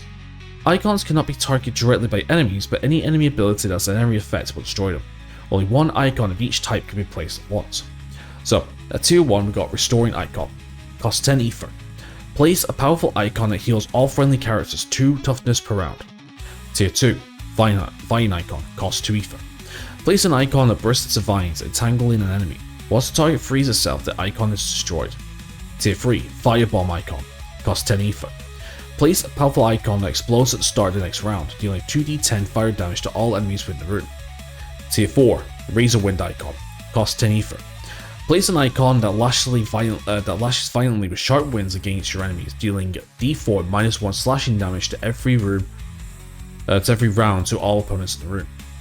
Tier 5, Armour Icon. Costs 10 ether. Place a powerful icon that grants all friendly characters 1 armor in a body part of your choosing. Nice. Where's your train? The Wardens. The Wardens are a secretive order of skilled individuals trained in the use of powerful icons. Wardens study the ancient arts of iconography, learning to imbue symbols with magical properties. For their training, they master the arts of icon placement, harassing the energy of the symbols to create protective barriers, summon elemental forces, or unleash devastating spells upon their foes. The Sanctum of Sacred Glyphs. The Sanctum of Sacred Glyphs is a revered institution where individuals train in the use of potent icons. Students within the Sanctum study the intricate art of glyph creation and activation, and learn to channel their magical energies into carefully crafted symbols, unleashing various effects where the icons are placed and deactivated. Under the guidance of skilled instructors, they delve into the depths of ancient knowledge, discovering new and powerful icon combinations. The Order of Elemental Sigils. The Order of Elemental Sigils is a distinguished organization that focuses on the use of icons to harness the power of the elements. Members of the Order study the arts of elemental magic, learning to infuse icons with the essence of fire, water, earth, or air. These icons, when placed and activated, evoke elemental forces, unleash devastating spells, creating protective barriers, or manipulating the environment to their advantage. The Glyphbound. The Glyphbound is a clandestine group of skilled practitioners who utilize powerful icons to manipulate reality. Members of the society undergo rigorous training in creation, placement, and activation of glyphs. They study the art channeling magical energies into these icons, unleashing a myriad of effects, when triggered, from healing and restoration to offensive spells and illusions. The Gaina. The Gaina are a tribe that inhabits the many islands of the Azari archipelago, and are famous for their ability to infuse the powers of their ancestors into their icons. This allows them to create all sorts of effects, from creating barriers of protection to disrupting magical forces. The Gaina rarely teach outsiders the secrets, but a blood debt will usually allow non-natives to study among them. The Celestial Scribes. The Celestial Scribes are referred scholars and practitioners who delve into the mysteries of ancient texts and symbols. They study the intricate art of iconography, unlocking the secrets of celestial magic. Though the training will learn to create powerful icons inscribed with celestial symbols, placing these icons invokes the power of the stars and celestial bodies, enabling them to manipulate time, summon celestial allies, or tap into the cosmic forces. Mindbender. You have learned to worm your magic into the target's mind, subtly influencing their actions to your favor, or taking direct control over. Enemies attacking you always suffer a -10 to their combat skill. And got Tier 1 Suppress Mind, costs 5 ether. Target cannot cast any spells until the next round. Heal Mind, costs 10 ether. Your mind is forever malleable, and there's no harm that cannot be undone. Recover D4 sanity. The spell can only be used once per camp rest. Tier 3 Calm, costs 10 ether. All enemy targets in the room stop attacking you, allowing you to move on. You must immediately leave the room and cannot scavenge or loot it. Calm does not work in Overseers. Tier 4 Dominate, cast 10 ether. You force your mind upon your target, forever destroying their will. The target becomes your minion. The spell does not work in Overseers. And then Mind Stone, costs 5 ether. Your will is overbearing, crushing your target's mind. Your target becomes paralyzed for D4 rounds.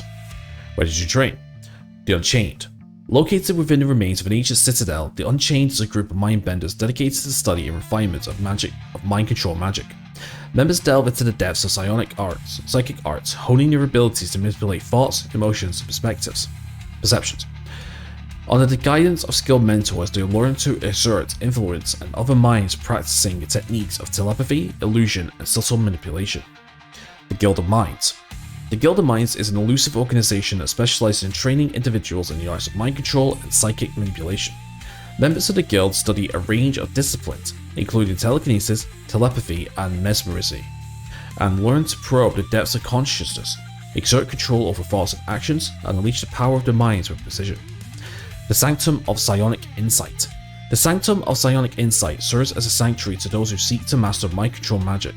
Its members usually arrive at the institution after having suffered persecution due to their inability to control their power. The lucky ones arrive under the Sanctum's safe grounds, with the vast majority being burned at the stake as heretics or witches. Once saved, students within the Sanctum immerse themselves in the study of psionics, developing their mental prowess and sharpening their abilities to manipulate minds. The Order of Serenity. The Order of Serenity is a revered order that trains individuals in the art of mind control and hypnotic suggestion. Members of the Order undergo rigorous mental conditioning, studying the techniques of inducing trance, implanting suggestions, and exerting control of the thoughts and actions of others. The Closed Fist. Housing within an imposing fortress in the Duchy of Tyros, the Closed Fist is a controversial organization that delves into the darkest aspects of mind control magic. Students within the institute explore forbidden arts, studying techniques such as mental compulsion, thought alteration, and psychic domination, pursuing the absolute submission of their victims' minds. The Sovereign. The Temple Sovereign is a revered sanctuary where individuals train in the arts of mind control magic while emphasizing the importance of ethical conduct and personal responsibility. Students within the temple delve into psionic disciplines such as telepathy, empathy, and mental shielding, learning to channel their ability with restraint, respecting the boundaries of free will while holding their skills in a mental influence. Okay, so the next one is Ritualist. You study the ancient words as symbols of power, granting you control of the turning of the spheres and the dominion of the material world. When you start a ritual, you're immune to all damage for 1 round. So Tier 1 Astral Punishment. Costs 5 ether and 1 ritual ingredients. You bring the sphere's punishment upon your target, dealing D4 arcane damage per 1 ritual ingredient spent. Tier 2 Etheric Blessing. Costs 10 ether, 1 ritual ingredients. A gust of astral winds blows around you, healing you and all allies, recovering D6 wounds per 1 ritual ingredient spent. Tier 3 Cleanse Mind. Costs 10 ether and 1 ritual ingredient. A torrent of universal truth pours into your mind, washing all corruption away. Recover 1 sanity per 1 ritual ingredient spent. So Tier 4 Enthrall. Yeah. Costs 5 ether and 2 ritual ingredients. You'll link your target's soul to yours, making them forever yours. The target becomes your minion. The spell doesn't work on Overseers. And Tier 5 Arcane Torrent. Costs 5 ether and 1 ritual ingredient. You open a tear in the fabric of reality, pouring raw arcane energies over your target. Deal 2d10 arcane damage to a single target, but you can spend 1 ritual ingredient per extra target. Very item heavy class here, or mastery. Okay, what did you train? The Arcane Circle. The Arcane Circle is a renowned institution where individuals train in the intricate art of ritual magic. There, students study the arcane texts and esoteric knowledge surrounding ritual symbols and incantations. Under the guidance of experienced ritualists, they learn to harness the latent power of sacred rites, conducting intricate ceremonies that tap into the etheric energies of the world. The Silent Enigma. Hidden within a remote mountain range, the Silent Enigma is a prestigious school that specializes in the study and practice of ritual magic. Students delve deep into the complexities of arcane rituals, exploring the connections between symbols, gestures, and the manipulation of magical energies. They learn to decipher ancient scripts, perform sacred rites, and unlock the secrets of conducting powerful rituals. 3. The Temple of Mystical Convergence. Located in a serene valley not far from Valdonia, the Temple of Mystical Convergence is a revered sanctuary dedicated to the mastery of ritual magic and the worship of Hieronos, god of magic. Within the temple's tranquil halls, students immerse themselves in the study of ancient rites, invocations, and the manipulation of arcane forces through complex ceremonies. Under the guidance of knowledgeable priests, they learn to harmonize elements, commune with spirits, and manifest the desired effects through the art of ritual magic. The Coven of Sacred Mysteries. A clandestine gathering of ritualists, the Coven of Sacred Masteries is a secretive society that delves into the depths of ancient rituals and forbidden knowledge. Aspiring practitioners of ritual magic seek initiation into the Coven, where they explore the intricate connections between symbols, chants, and gestures. Under the tutelage of enigmatic mentors, they learn to channel magical energies, invoke entities, and tap into the profound power of ritualistic practices. Shrine of Sacred Rites. Housed within a remote sanctuary is the depths of Hra Canyon. The Shrine of Sacred Rites is a revered place for training those seeking to master the art of ritual magic. Students undertake intensive studies in a ceremonial magic, mastering the precise timing, gestures, and invocations necessary to evoke the desired effects. Guided by experienced ritualists, they explore the interplay of symbolism, mysticism, and the manipulation of magical energies to enact powerful rituals. The Order of the Spheres. The Order of Spheres is a renowned organization dedicated to the preservation and mastery of ritual magic. Whenever the Order sanctuaries, individuals train to become adept ritualists, delving into the intricacies of ancient rites and sacred ceremonies. They study the interweaving of symbols, elemental correspondences, and the harmonization of energies through precise rituals. Stormbrand. So Stormbrand's a dual wield one. Okay, Stormbrand. Wielding two weapons and harnessing the power of storms, you fall upon your enemies as a hurricane. Your technique and mastery of magic combine into a single force of destruction. You don't suffer the negative consequences of wielding two one-handed weapons. So, 2-1, infused weapon. Cost 4 ether, sustained. You imbued your weapon with the power of storm. Your attacks deal d4 air damage, or plus d4 air damage. Tier 2, counter shot, cost 6 ether. If you successfully parry an attack, you send a shockwave through your weapon, dealing d6 air damage to your opponent. Tier 3, Tempest, requires a melee Aether check and costs 8 ether. You rain an unending storm of blows upon all enemies in the room, dealing 3d4 air damage to all of them. Tier 4, Thunderous Slice, requires a melee attack check and costs 6 ether. You unleash a charged attack with one of your weapons, obliterating your opponent's defenses. Your target loses all armor in the location of your choice. Tier 5, Whirlwind, requires a melee attack check. You spin with infernal speed, striking and confusing all your opponents. All enemies in the room becomes dazed for d4 rounds. Ready to train. Stormblade Sentinel. The Stormblade Sentinels are an ancient order of warriors who specialize in dual-wielding one-handed weapons and harnessing storm-related magic. Masters of lightning and tempest, they strike fear into the hearts of their enemies. Initiated warriors undergo rigorous training in lightning manipulation, learning to channel the raw power of storms into the weapons. The Thunderstrike Brotherhood. This secretive organization trains individuals in the art of dual-wielding and storm magic. Members of the Brotherhood study an intricate connection between storm energy and combat techniques. Though through intense training regimens, they learn to manipulate thunder, conjure gusts of wind, and imbue their dual weapons with electrifying power. They become formidable adversaries, striking with lightning speed and unleashing the force of the storm upon their enemies. The Tempest Enclave.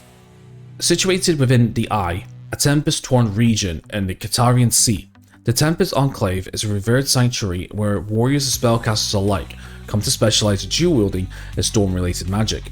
Students within the Enclave undergo immense training in the art of storm manipulation, mastering the elemental forces of wind, lightning, and rain. They hone their dual-wielding skills, seamlessly blending weapon strikes with powerful storm-infused spells to create a devastating combination on the battlefield. The Order of the Cyclone. The Order of the Cyclone is a legendary sect of dual-wielding warriors and storm mages who have dedicated their lives to mastering the fusion of martial combat and storm magic. Through their training, members learn to weave storm energy into their weapon strikes, creating whirlwinds of destruction and wielding the power of thunder and lightning with lethal precision. The Galeblade Guild. This is a renowned organization that specializes in training individuals in the arts of dual-wielding and storm-related magic. Guild members study the intricacies of wind manipulation, storm summoning, and lightning-based spells. They become adept at seamlessly combining their lightning-fast dual-weapon strikes with elemental bursts of wind and lightning, unleashing devastating whirlwinds of destruction upon their enemy. The Thunderstorm Citadel. Situated atop a mountaintop shrouded in perpetual storm clouds, the Thunderstorm Citadel is a legendary training ground for those seeking mastery in dual-wielding and storm magic. Graduates of the Citadel become formidable dual-wielding warriors capable of harnessing the fury of the storms to decimate their adversaries. Alright, the next one, Tracker. As a tracker, you're a master of stealth, survival, and trap detection, using your keen senses and knowledge of the wilderness to navigate treacherous terrains of the Necropolis and hunt down elusive targets. So we get advantage on all scavenger and perception checks. This is pretty much my go-to mastery, by the way. So, Tier 1, Edible Fungi. Each time you make a successful scavenging check, you find 1 times cooking ingredients. Tier 2, Set Trap. If you win the surprise check before combat starts, you can set up a trap as your first combat action. The trap triggers as soon as one of your opponents makes an attack, unless they pass an awareness check. The trap deals 3d4 piercing damage. Tier 3, Conceal Camp. You know how to set up your camp in a way that becomes difficult to spot. Increase your camp check roll by +2. And then Tier 4, Will to Survive, passive. Your determination and tenacity allows you to endure even more gruesome wounds. If an attack would drop your health to 0 or less, it drops to 1 instead. This effect can only happen once per camp rest. Tier 5, Avoid Danger. If you are absolutely aware of the danger around you and you can avoid it or delay it for a while. The tension die starts at D10 instead of D8, so tension dice will go over when we play the game. Where did you train? The Shadow Stalkers. The Shadow Stalkers are a clandestine group of skill trackers and trap setters who specialize in avoiding enemies and navigating dangerous terrain. They are experts at stealth, camouflage, and wilderness survival. Thanks to their training, Shadow Stalkers excel at evading detection, gaining the upper hand in engagements, and remaining unseen as they navigate through hostile territories. The Trackers Guild.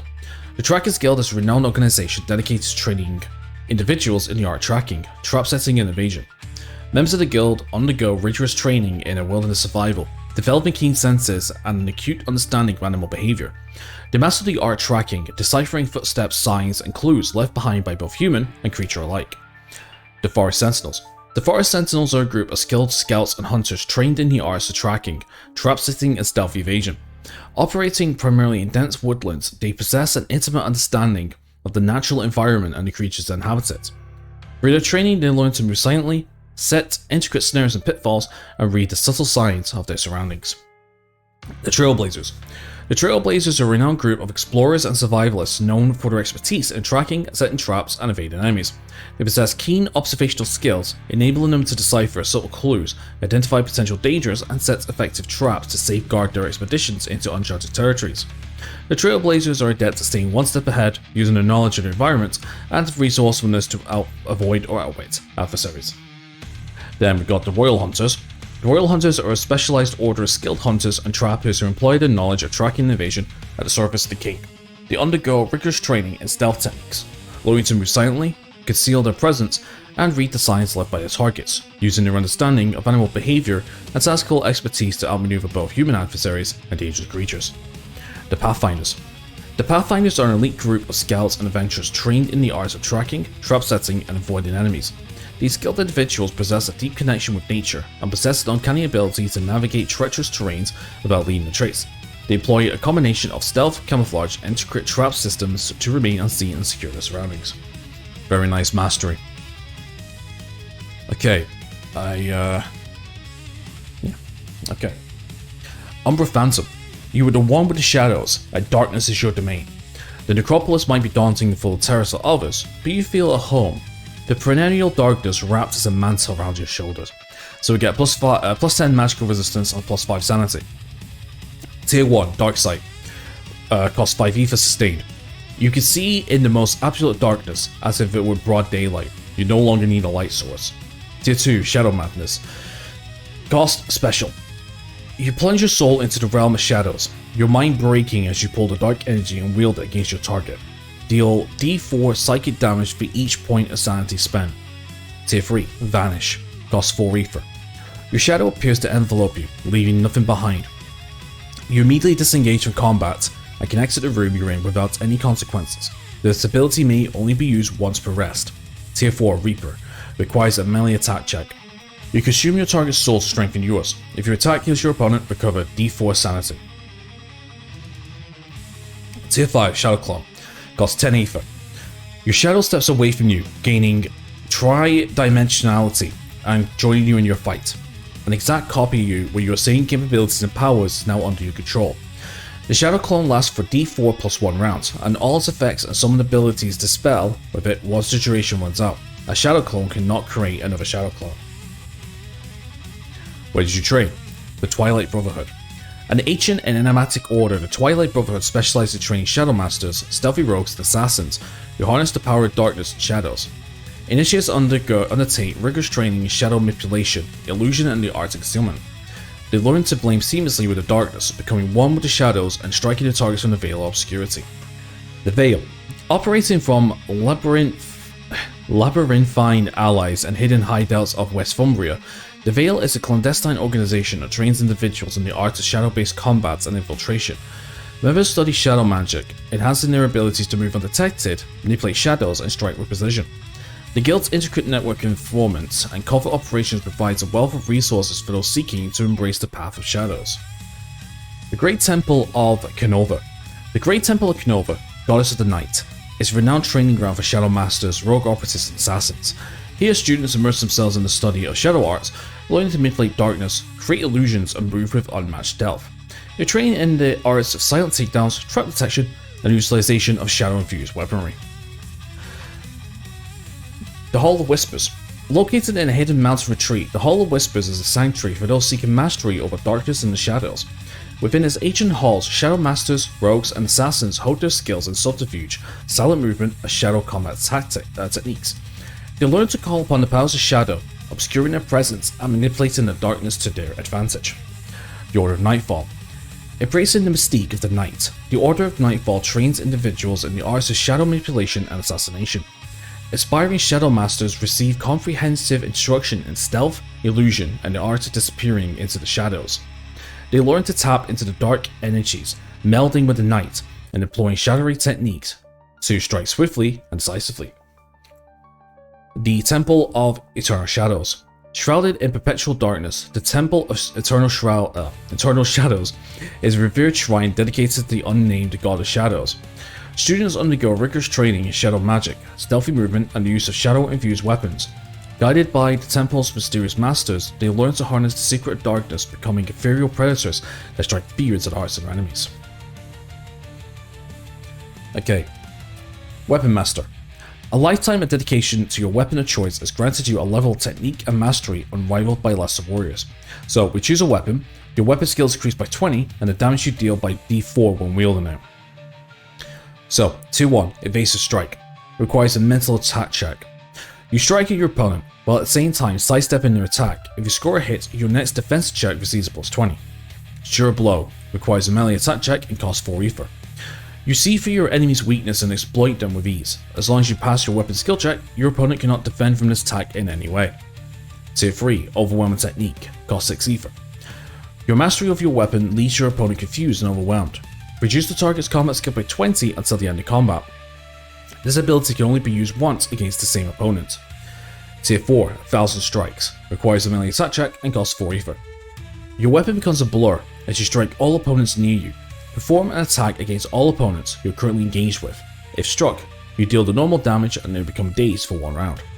1 with your weapon. Passive.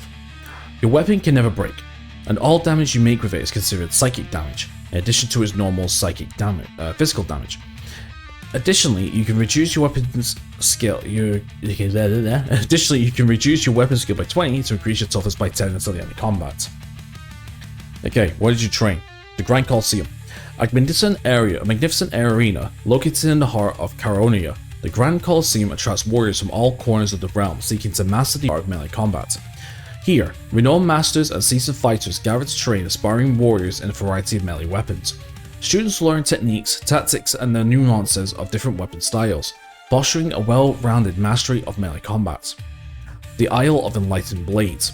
A secluded island surrounded in mystery, the Isle of Enlightened Blades is home to Oko, the legendary master of melee combat. Students from far and wide seek the guidance of this revered master who imparts timeless wisdom and trains them in the way of the sword, axe, spear, or any other weapon of their choosing. The serene environment and the rigorous training allows individuals to delve deep into the essence of melee combat. The Great Library of Martial Arts. Housed within the Great Library of Acropolia, this prestigious institute serves as a repository of knowledge on various martial arts and melee weapons. Students have access to an extensive collection of ancient texts, scrolls, and treatises on the subject. Under the guidance of experienced mentors, they studied the history, techniques, and philosophies associated with a wide array of melee weapons, enabling them to develop a comprehensive understanding of the art. The Valley of the Master Smiths. Nestled amongst picturesque landscapes, the Valley of the Master Smiths is known for its skilled and revered weapon artisans. Apprentices journey here to learn the art of crafting and wielding melee weapons from the Master Smiths. They gain insight into the design, construction, and maintenance of diverse weapons, while also receiving hands-on training in their usage. This immersive experience enhances their understanding of melee combat. Peak Gala.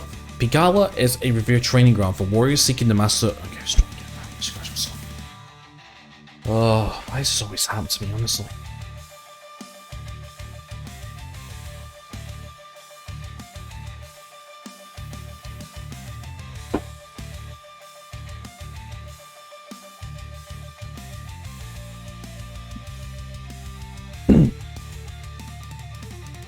Alright, Peak Gala. Peak Gala is a revered training ground for warriors seeking to master the art of melee combat. The school is led by a master who possesses unparalleled skill in a wide range of weapons. Students undergo rigorous physical training, spar with fellow practitioners, and receive personal instruction on weapon techniques. The serene atmosphere and breathtaking vistas inspire a deep connection between the warriors and their chosen weapons. The Wandering Sage. Legend speaks of the Wandering Sage, a nomadic warrior who travels the land, imparting wisdom and training in the arts of melee combat. Those fortunate enough to encounter this enigmatic figure are blessed with the opportunity to learn from their vast experience and expertise. The Sage teaches the foundation of melee combat, encouraging students to explore the intricacies of different weapons and develop their own unique fighting style through observation, practice, and guidance. Wraith. You twist, slip, and turn. You complete control of your body, allowing you to perform superhuman feats and surprise seemingly be everywhere at once. You can use your acrobatic skill to avoid attacks or dodge traps. 2-1. Combat Awareness, cost 5 ether. You expand your awareness beyond what's usually possible, increasing your defensive checks by 20 until the rest of combat. Tier 2. Spatial Awareness. Spatial Awareness? I think it's supposed to be spatial awareness, I think. You always pay attention to your surroundings. Increase any acrobatics check to avoid traps by 20. Tier 3. Create Opening. You feint and twist around your target, creating an opening for your allies to strike.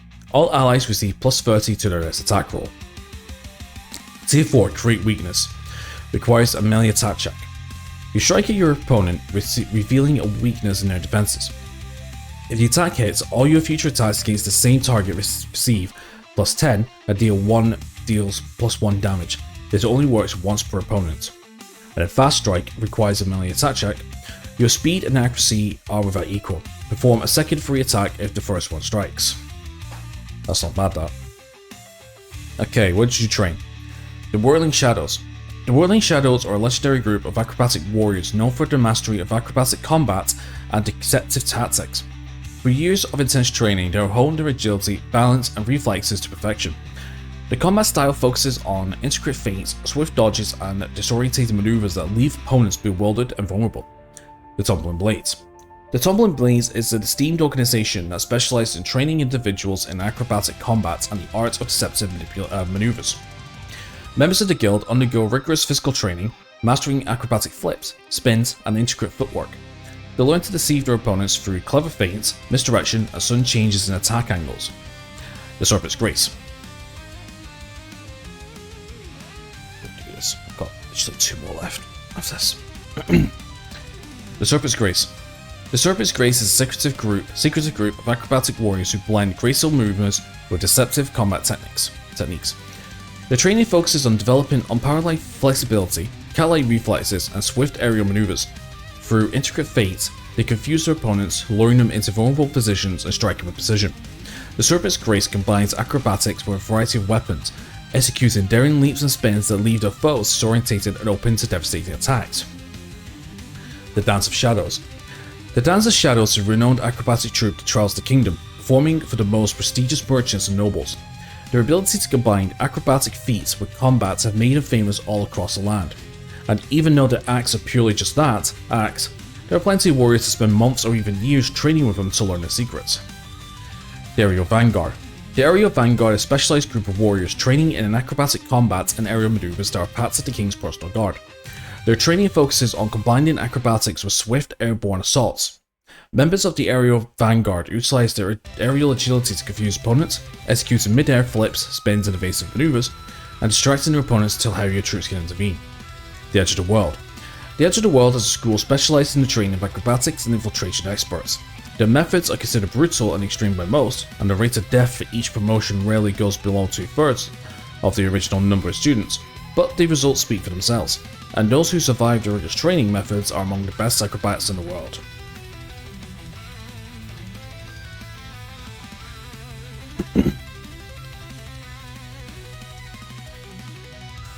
Wrath Spawn. Like the Azari from the Isles to the west, you have let your fury and anger fuel your combat style, launching headfirst into every fight. So once per round, you can spend ether to enhance the damage of any of your attacks at the rate of 1 ether for +1 damage. So Tier 1, Bash, requires a melee attack check. You strike suddenly and violently at your opponent, increasing the damage dealt by d4. Tier 2, Sweeping Blow, requires a melee attack check. You strike all enemies in melee range with a single swipe of your weapon. Tier 3, Precision Strike, requires a melee attack check. You aim carefully at your opponent, increasing your attack skill by 30. Tier 4, Charge, costs 2 ether. You immediately disengage from combat, if already engaged, and rush towards the chosen target, dealing 2d6 bludgeoning damage. You can also initiate combat this way. Tier 5, Vicious Warrior. You are resistant to slashing damage. Gain 1 toughness each time you deal damage to your bash ability. Okay, the Bloodthorn Clan. Hailing from the rugged highlands, the Bloodthorn Clan is a fearsome warrior society that embraces the power of rage in combat. The members undergo intense physical training, honing the skill, endurance, and battle prowess. They channel the fury into devastating attacks, unleashing relentless assaults on their opponents. The clan's rugged stronghold serves as a training ground where warriors learn to harness their inner rage and tap into their primal instincts. The Rage Ford Arena. The Rage Ford Arena is a renowned fighting pit where berserker fighters gather to showcase their unbridled fury. Instructors at the arena provide specialized training in the art of combat, teaching students how to channel their anger to heighten their physical abilities, and tap into the state of unstoppable aggression.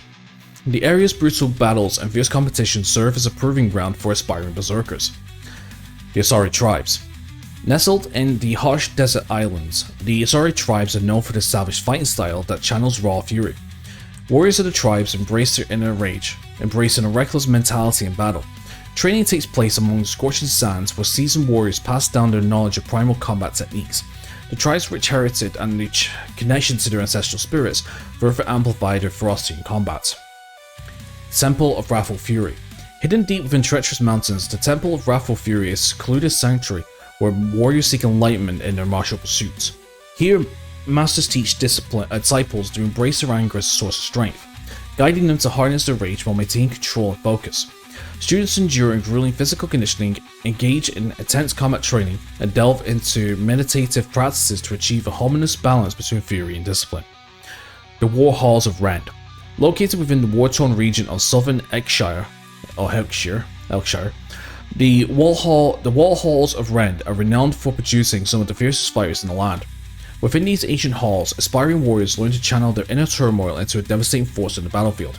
They undergo brutal training regimens, learning techniques that amplify their aggression and empower their strikes. The war halls resonate within the echoes of battle cries and the thundering footsteps of those who embrace the fury. And the Caverns of Wildfire. Deep beneath an active volcano region lie the treacherous Caverns of Wildfire, a crucible where fighters endure harsh trials to refine their combat style. Fueled by the intense heat and volatile environment, the cavern brings warriors to the break, forcing them to channel their anger into explosive power. Trainees learn to embrace the chaos, unleashing their fury with relentless assaults, weaponizing their inner fire to overcome any adversary. And finally, the last one of this book, excluding any other material that's to come in the future, is the Zealot. Only faith can give true meaning to your life, and you have long decided to dedicate it to your deity's cause. The heretic will burn, and everyone will eventually accept the glory of your cause. Your faith guides you. 3 times per domain you can reroll any check. Tier 1, Holy Weapon, costs 5 ether sustained. You channel your faith into your weapon, marking it as a divine instrument. Increase your weapon's damage by d4, holy damage. Tier 2, Purifying Flames, costs 5 ether. A bolt of pure fire falls upon your target, dealing 2d10 fire damage. Tier 3, Absolution. You forgive yourself for the sins you committed, for all earthly creatures are impure. Recover 2 health, 2 sanity. This ability can only be used at camp once per stay. Tier 4, God's Will, costs 6 ether. Your conviction is so pure that those standing against you cannot withstand its strength. Deal d4 plus 1 psychic damage and recover as much sanity. And at Tier 5, Sanctuary, costs 5 ether sustained. Your aura gains a holy component, protecting those around you. You and your allies receive a plus 20 resistance. And then finally, the last, what did you train? The Order of the Sacred Flame. A devout and zealous order, the Order of the Sacred Flame trains individuals in the ways of religious warfare and spiritual fervor towards Sonolius, god of fire. Zealous inquisitors and priests undergo rigorous training in combat, theological studies, and the arts of exorcism. They wield divine magic, harnessing the power to smite enemies of their religion and protect the faithful. The Sanctuary of Divine Justice. Situated within the Grand Cathedral of Valdonia, the Sanctuary of Divine Justice is a reverend institution that educates and trains followers of Ikomene, a god of justice. Here, students study holy texts, receive trainings in rigorous doctrine, and learn the arts of interrogation and investigation. The Sanctuary's halls echo with prayers and the sound of weapons clashing as students hone their combat skills in preparation for divine duties. The Holy Citadel. The Holy Citadel serves as a bastion for devout warriors, inquisitors, and priests who devote their lives to protecting their faith in honor of Una, the goddess of duty. The Citadel provides comprehensive training in martial combat, scripture, and divine magic. Zealots and inquisitors learn to wield their faith as a weapon, purging heresy and defending the tenets of the region. The Monastery of Devoted Vigilance. The Monastery of Devoted Vigilance is a religious order that trains priests and inquisitors in the service of Vuntune, goddess of victory.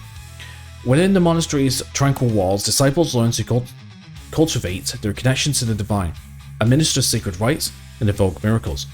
Inquisitors receive in training in investigation, disconcerting truth and deception, and purging darkness from within the religious community. The Covenant of Righteous Fury. A sacred sect, the Covenant of Righteous Fury trains religious zealots and the Inquisitors to be relentless champions of Ios, God of Truth. Worship of Ios is forbidden across the Aldereth Kingdom, due to its priesthood's tendency to cause public insurrections. Members undergo arduous physical and spiritual training, mastering various weapons and divine spells. They are taught to unleash their zeal with righteous fury, hunting down heretics and defending the sanctity of their righteous beliefs. And finally, the Temple of Sacred Retribution. Situated at the heart of Caronia, the Temple of Sacred Retribution is a revered institution that trains priests, inquisitors, and religious zealots in the matters of faith and revenge, all according to the tenets of their god Hythos, god of vengeance. Students receive extensive training on religious doctrine, moral principles, and application of divine justice. They learn to wield divine magic, dispense judgment upon transgressors, and guide the faithful in times of spiritual crisis. And that is the last of it. So, going down, we have some other options here talking about skill improvement and leveling up and stuff. But we will go over all this later on, but the next section is creating our character and looking at our character sheet. Right, okay folks, so now that we went over the different masteries that's in the book, now it's time to start creating our character. Okay, so I'm going to be jumping back between the PDF and the character sheet I have. So I'm recording this in batches, and yeah, I'm going to have to go back to the character attributes to see what it is we need to put. So basically, I'll just quickly show off the character sheet. So this is what the character sheet looks like. So we have a name, a level, experience, personal goals. This is something that we need to, we're not going over the personal goals just yet. I'll go with that in a second. We're just doing one thing at a time first. We've got health, toughness, aether, sanity, and magic resistance. We've got our skills, damage modifier, exhaustion, and light source. So this is important. Right, so as per the health, toughness, and sanity, we need to roll a d6 plus 8. And that's the same for the, let's see, so for health, it's d6 plus 8. For toughness, it's 2d6 plus 10. Aether is d6 plus 8, and it's okay. So let's do that first then. So let's work on our health first. Let's see what we got. So d6 plus 8, we got. Is that right? d6 plus 8. Okay, that's not a good roll. We're starting off with 9 HP. Okay, so we're going to start off with 9 HP. Okay, so we're going to start off with 9. So, 9. That's a 9. Okay, so we're starting off with that. Perfect. Okay, now for toughness, it is 2d10 plus 2d6 plus 10 for toughness. Okay, we'll do that now. Hold on. Here we go. So 2d10 plus 6 for toughness. We have 25 toughness. Okay, that's not too bad. So we got 9 health, 25 toughness, like so. And then go back to the PDF. For Aether, we have a d6 plus 8, so put that in now. So d6 plus 8, we got 13 Aether. Not bad, middle of the road, middle of the road. So let's quickly put that in. So we have 13 Aether. That could be quite useful for maybe 2 charges of abilities. So, and then when you go to Sanity, and Sanity is a d6 plus 8. Okay, d6 plus 8. Let's see if we can get a better one. Oh, 9. Holy crap. Are you joking me? Are you joking me? 9 health and 9 sanity? The lowest values. Ugh. Only me, ladies and gentlemen. Only me. And then finally we have our magic resistance. Which magic resistance is basically a D100, right? Let me go back to the PDF so you can have a look. Okay, so magic resistance represented. Magic resistance from zone to testing user. The representative ability to magic resistance. New characters start with 20 points in. Okay, so I'm not sure how. I don't remember how magic resistance increases, so that's fine. Okay, so we'll put in 20 then. So 20 magic resistance. That's fine then. Okay, actually, not too bad. 20 magic resistance. Okay then, right. So now we need to look at our skills. So for that, we need to go back to the PDF. And character progression. Skill improvement. Ah, okay, so this is how it improves. Okay, hold on. Character skills. Here we go. Okay, so we need to add a D60 in 1 weapon skill, a 40 in 1 weapon skill, plus 30 in 3 skills, plus 20 in 3 skills, and plus 10 in 4.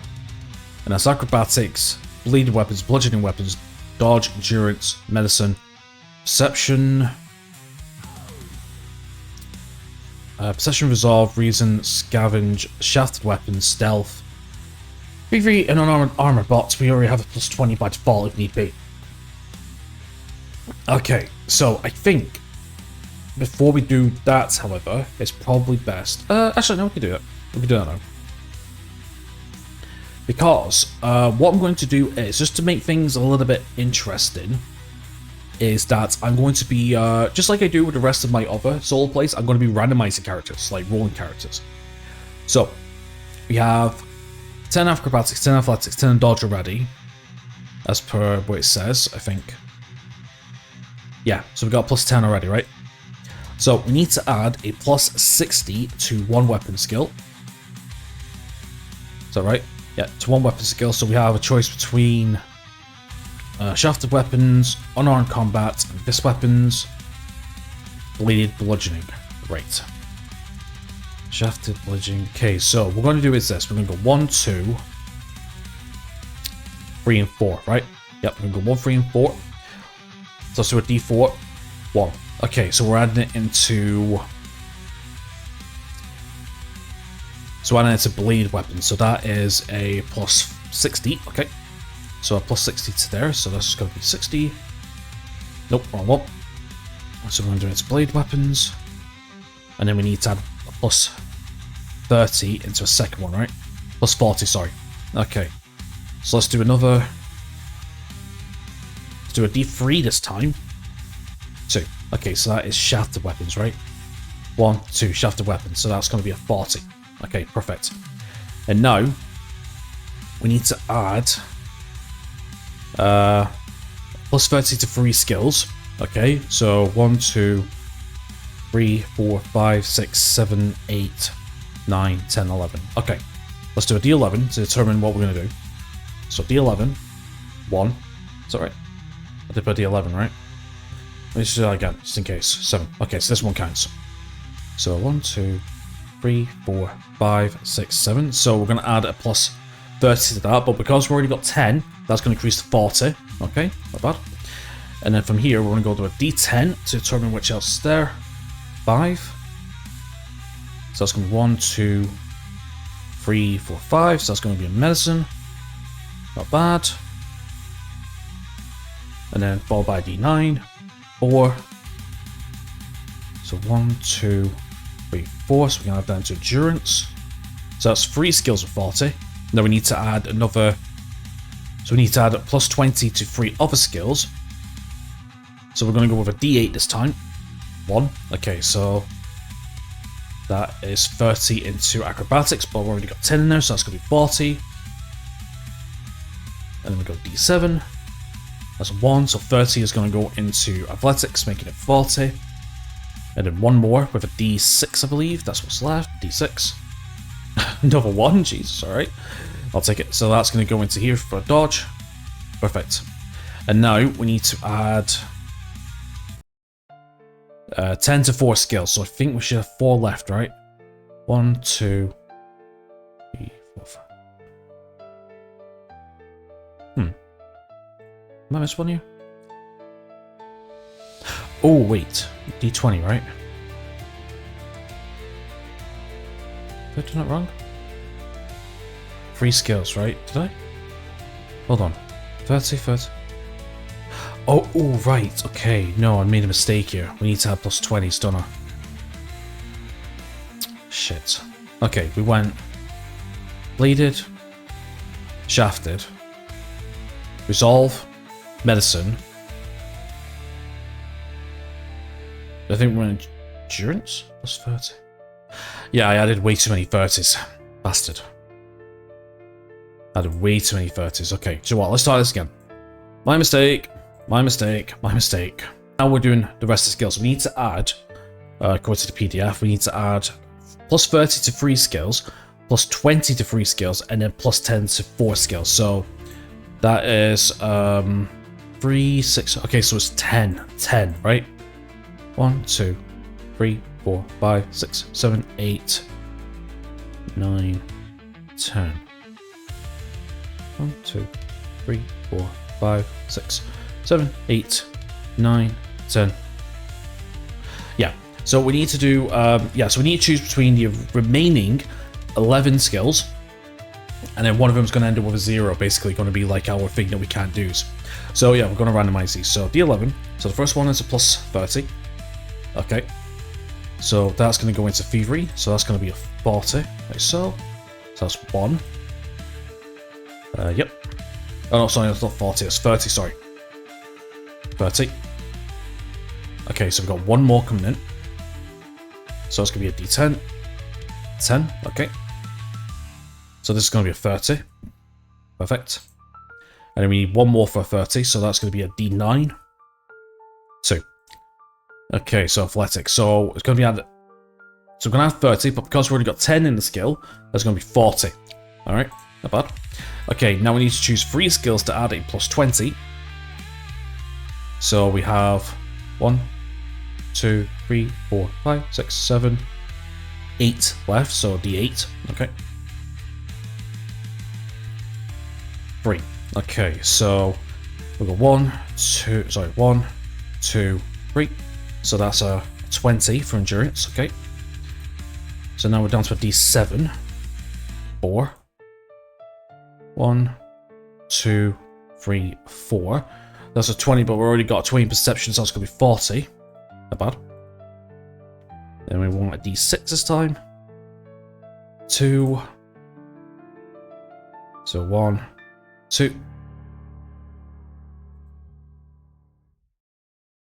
And now it's going to be a 30 because of that. Right, so that's going to be 3. And now we need to add plus 10 to 4 skills.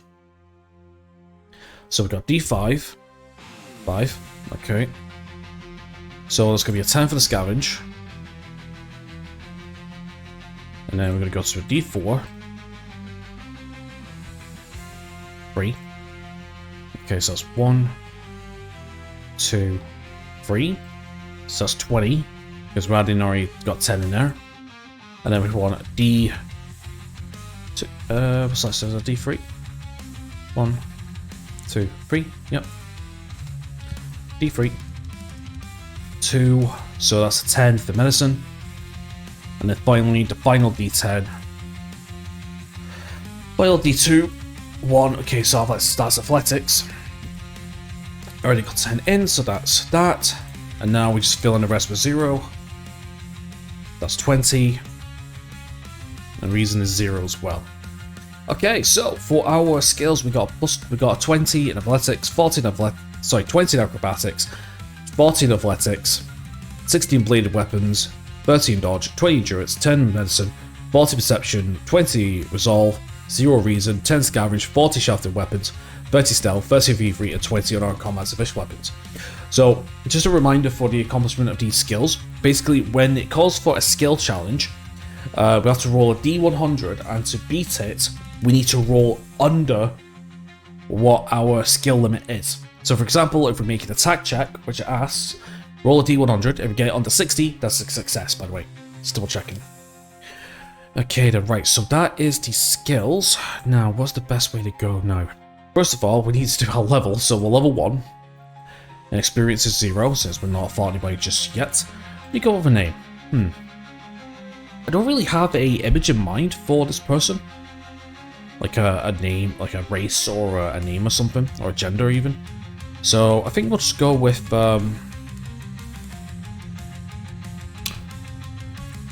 Victor. There we go. Victor. Don't know. Lion Shard. I don't know. Victor Lion Shard. Or Lion's Heart. I don't know. I don't know. Okay, right. So we need to go over damage modifier. Don't know what the damage modifier is. Let me have a quick look. Okay, now we need to set up a couple of personal goals. No, so personal goals. Aside from simply surviving, you can set goals for your character as you explore the never-ending maze of Ker Nethalas. Personal goals will force your character to handle different kinds of situations, hunt certain types of creatures, or master particular skills.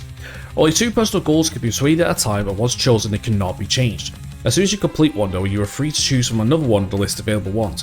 Be aware that personal goals typically take a long time, multiple domains, or gaming sessions to complete. After completing a personal goal, your character will receive a corresponding reward that generally has a long-lasting effect. We strongly recommend that you choose the Overseer Overthrow personal goal as your first one, since the reward will grant you access to a third mastery. So these are the ones that we can do. So, Acid Damage Expert is deal 200 acid damage and you gain 1 damage reduction. Air Damage Expert, deal 200 air damage and you gain 1 air damage reduction. Annihilator, defeat 1000 opponents, and then we add a D4 psychic damage to all attacks. Arcane Damage Expert, 200, gain 1 arcane damage reduction. Astral Bane, deal 100 astral enemies. Triple the damage dealt with critical hit against astral opponents. Beast Hunter, the same but for animals. Bladed Weapon Master, defeat with 50 opponents with a bladed weapon skill, plus 1 damage when wielding a bladed weapon. 200 damage, gain 1 bludgeoning damage reduction. Bludgeoning Weapon Master, 50 opponents, plus 1 when wielding a bludgeoning weapon. Botanical Exterminator, 100 plants, triple damage dealt against plants, no critical hit. Brawler, 50 opponents, plus 1 when fighting unarmed. Cold Damage Expert, deal 200 cold damage, gain 1 cold damage reduction. Decapitate the leadership. Defeat 20 Overseers. When facing an Overseer that's stunned during the first combat round, Demon Bane, 100 enemies, triple, basically self-explanatory, Earth, blah blah. Elemental Vanquisher, triple damage, da da da. Order, obtain 10,000 gold. You do not need to hold this amount all at once. Traders will buy up to 5 items from you at full price. Holy Damage Expert, deal 200, gain that. Infernal, damage, Living Shadow, surprise 50 opponents, you gain the Living Shadow perk. Marauder, defeat 100 humanoid opponents. Yep, against humans. Master Thief, open 100 doors containers with the help of your Fury skill, you gain the Lucky Find perk. Necrotic, piercing, poison. Precision Striker, deal 50 combat hits in combat, gain the Precision Striker perk. Psychic damage, Defeat an Overseer, you can tame an amulet, which will be used to unlock for a mastery, like I mentioned. Relic Hunter, find a relic, 100 experience. Scavenger, successfully scavenge 100 rooms, gain a Scavenger perk. Successfully use the Reasons Guild 100 times to solve events, gain a Scholar perk. Sentinel, Smasher, Construct, Shafted Weapon Slashing. Trap Buster, successfully dismantle 50 traps, you gain Trap Buster perk.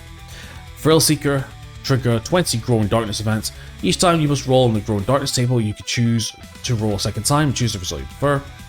Valorian Erudite, 10 law books, increase maximum evil by d4, which isn't too bad. So yeah, so basically that's all of our goals. So what we're going to do is we're going to randomize these goals. So we've got 1, 2, 3, 4, 5, 6, 7, 8, 9, 10, 11, 12, 13, 14, 15, 16, 17, 18, 19, 20, 21, 22, 23, 24, 25, 26, 27, 28, 29, 30, 31, 32, 33, 34, 35. Right, so let's do a D35. Let's see what we have for our first goal. 12. And then D34. 12 and 3. Okay, do it that way. It's easy enough. Okay, D3. So we want 3 and 12. So we want Annihilator. Not too bad, that could work for us. So I think what we're doing is we're going to copy. Let's see, let's go defeat 1,000 humanoids. I think that's how you spell it. Not too sure. That's how you spell it? Sorry, 1,000 opponents, not humanoid. Opponents. Opponents. Can't spell. Opponents. There we go. We're just going to go 0 out of 1,000. And then we want 12.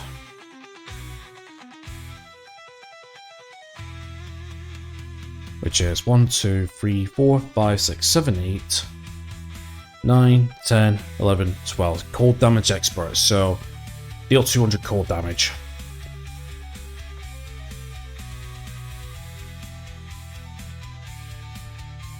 Deal 200 cold damage.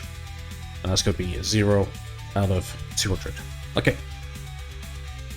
So there's our personal goals. Now, we need to look at the damage modifier now. I think the damage modifier is just, I don't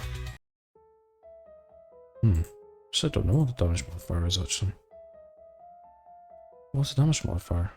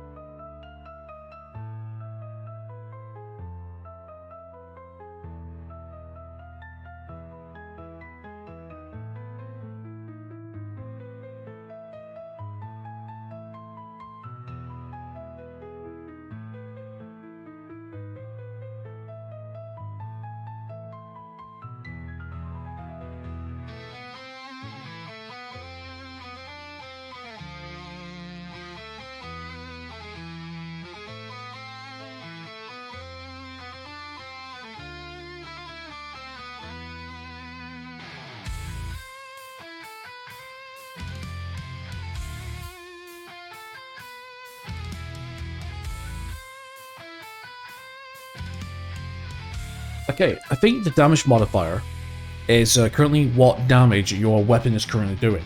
So I know in other TTRPGs, different weapons have like different damage die. Like for example, like a dagger is like normally a D4 and a sword is like a D8, something like that. So I think that's what that is, just as a quick check, see like what damage you're doing. I think, in my opinion, I tried looking online, couldn't find anything. So exhaustion, yep, we don't have any exhaustion as of now. We'll go over exhaustion in a second. Resistance, I don't think we've got any resistance, so that's it. I don't know how that's calculated. We'll go over in a second. Right. We're going to go over our weapons now, so let me find the weapons, if I can find them. Hold on. Right, I'll tell you what, before we go into the weapons and the masteries and stuff, let me show you the rest of the character sheet. So here we have madness. This is things that affect us, that can drain our sanity and stuff. Perks is from like the things that we were, the goals that I talked about accomplishing. Notes, just notes. This is damage, vulnerabilities, and restrictions that we can have, so you can have a look. This is our equipment. So we have a main hand and offhand belt, helmet, armor, gloves, boots, amulet, 2 rings, quick slots for our items, non-encumbering items. We've got a backpack we can have, and then we have armor, protection, and integrity. Yep, supplies, wealth, gear. What's in our pouches? Tension die and the layer die will go over. That's a growing dark events, overseer influence notes as well. So that's what we have. Okay then. Going into the weapons now, the weapons are pretty interesting. So, all non-magical weapons, regardless of type, deal d6 damage. Okay, so it's just a d6 flat. They also have a different speed value depending on the weapon, but most importantly, every weapon has one or more properties that sets them aside from the rest called traits. So, we have defensive, which is a +10 combat skill when using defensive in combination with a shield. Quick, this weapon grants the character +10 to initiation checks. Parrying, +10 combat skill when used defensively. Powerful, this weapon is especially deadly, increasing damage by 1. Simple, a weapon relatively easy to use, increasing the combat skill by 10. Two-handed, the character must use 2 hands to wield this weapon. Versatile, when wielded with 2 hands, the weapon deals 1 to the weapon. And then we go into weight. All one-handed weapons are considered normal items. Two-handed weapons are heavy items, and usually though, this only matters when not currently wielding the weapon and carrying it in your bag instead. So, we actually have a good amount of weapons, as you can see. So, we have a bardish, a bastard sword, billhook, claw, club, dagger, flail, glaive, great axe, great club, great sword, halberd, hatchet, harpoon, improvised weapon, knuckles, light hammer, long sword, maul, mace, morningstar, pike, pilum, which is throwing javelin, quarterstaff, rapier, saber, scimitar, shiv, short sword, spear, warhammer, and warpick. And then going into the armor here. The armor presented in the section has a few different categories. Full suits, the complete suits of armor from the shoulders to head. They offer a unified rate of protection across your body parts. Piecemeal armor allows you to pick which parts of your body you want better protected and which ones you prefer to be lighter and less appearing. Torso armor to protect both your chest and abdomen. Band braces which offer protection to your arms. Greaves to protect your legs and feet. Helmets to protect your health from blows and wounds. And shields offer some extra protection and advantage from parrying strikes. If you're wearing a full suit of armor, it is only compatible with helmet and shields. You cannot wear several layers of armor to stack protection. A full suit of armor is already multi-layered sets of armor. Stacking more on top of it will only make it even more difficult to move. Most pieces of armor impact your ability to maneuver and even your spatial awareness, so keep it in mind when choosing what to wear. When a piece of armor notes that your maneuverability is reduced, you must also reduce your dodge, acrobatics, dodge, and stealth skills by the specific amount when wearing it. And then we got armor and shield weight. Full suits of armor are considered heavy items. Any single piece of armor or helmet is considered normal, as well as all shields except for the wall shield, which is considered heavy. As usual, this only matters when you're not currently wearing the items or carrying in your bag instead. And then here we have, for the shields, we got target, normal, full, and wall.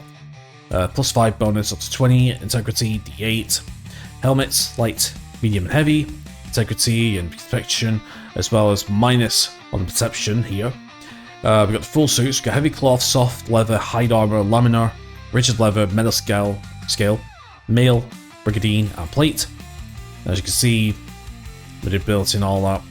And then that's for the full suit, and then we have the piecemeal, which is the same. Going into the arms, and then going into the greaves as well. And then going into other items, belt checks and quick slots. If you're fortunate enough, you'll eventually find a belt, because you have access to quick slots. A belt has 4 item slots, allowing you to store items. Furthermore, these items are easily accessible, which means that by using or taking any item, your belt counts as a free action. Unfortunately, some circumstances call you to make a belt check, When this decays, roll d4 and compare the result to your belt inventory. Whatever item has been stored on that slot has been destroyed. Yeah. So, yeah, so basically we have a backpack, increases the carrying capacity by 20 slots, can only carry 1. Bandage, heals d4 toughness once per room, consumable. Bedroll, grants a +1 to combat check, to camp check. Belt, allows you up to 4 items available in your belt quick slots. Belt lamp, can be attached to a belt, taking one of the slots requiring lamp oil. Candle, serves as a light source, but only lasts 10 rooms. Crowbar, +10 athletics when attempts to break down a door or container. Flare, this alchemical concoction reacts when in contact with the air, illuminating a room. Throwing a flare into a room or corridor serves as a light source. Lamp serves as a light source, requires lamp oil. Lamp oil, fuel for a lamp oil consumed. Lockpick, required to open locks. Lock breaks per each failed attempt at lockpicking with the use of the thievery skill. Pouch, increases the carry capacity for 5 items, slots can only carry 3 at once. Ration, consumable. Ritual ingredients required by ritualists, consumable. Beast toolkit, requires disarm traps, +5 to thievery, and serves as a light source for the touch. And then we have spoils and everything here. Okay, now to finish up the final bit of this video, because I've just had a look ahead towards like how to start the game. You start with nothing, but you can generate stuff depending on see, when you first play Ker Nethalas, you get a predetermined run that has everything described for you and helps you start your first run, which we're going to use for the series. But future runs, you generate your equipment when you first start a new character. But for us, to finish this off, we're going to choose our Masteries. Now, we're going to randomize our Masteries because between the different parts I've been recording, I cannot decide what I want, honestly. Because here's the thing, I always go with the scavenger.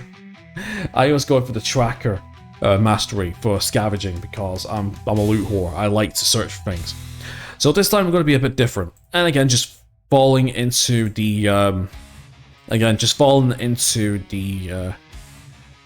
usual respect of randomizing our characters, so we're going to choose them.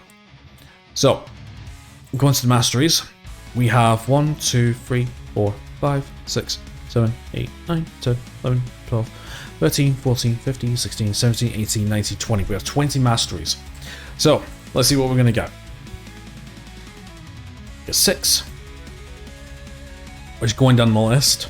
1, 2, 3, 4, 5, and 6. So we're an emissary. Okay, cool. So emissary. That's cool. Heal wounds, unbreakable faith. Actually, I've yet to play as an emissary, actually. Yeah, I've actually yet to play as an emissary. That's pretty cool. So we go back to our character sheet. And basically we put in... can we just copy and paste that? I believe we can. Nope, we want emissary. Perfect. And then our passive is you gain new camp. You gain a new camp activity. Pray. Heal D4 sanity, and we gain 1 exhaustion. That makes a lot of sense, actually.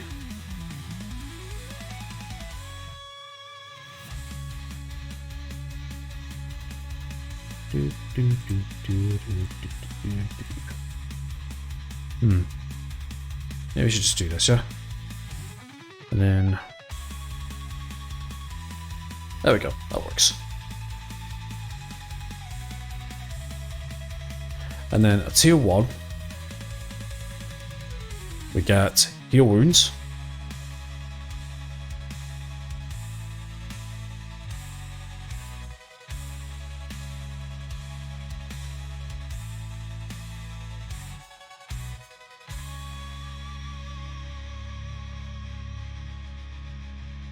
Okay, so we get heal wounds.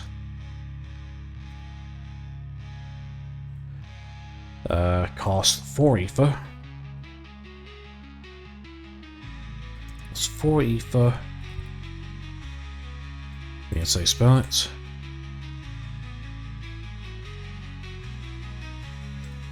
We get +1 X just to show. There we go.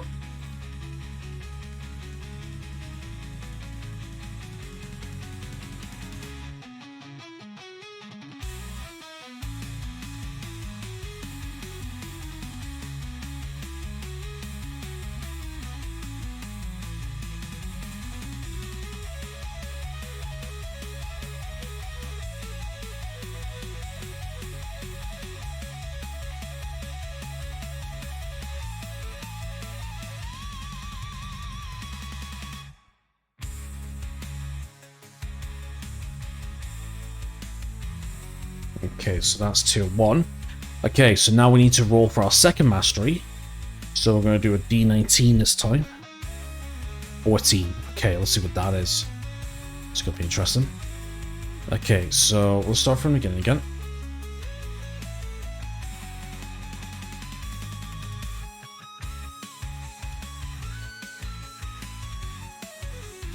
Okay, so 14, right? Yep, 14. So we're going to go 1, 2, 3, 4, 5. Skip that one. 6, 7, 8, 9, 10, 11, 12, 13, 14.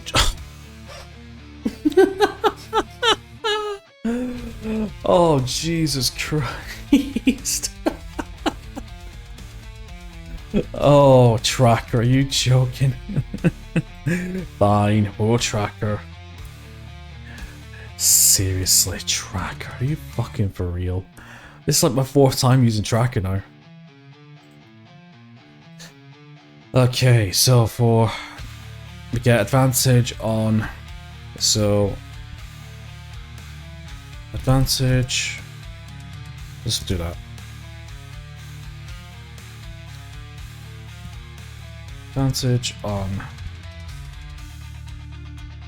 scavenge and perception rolls. So it says perception checks. Yeah. I'm just looking for the spelling. Perception checks. Jesus. Okay, and at tier 1 we get edible fungi.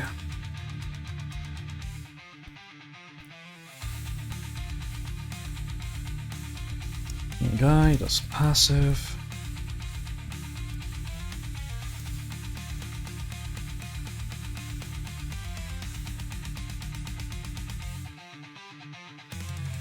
And then each time you make a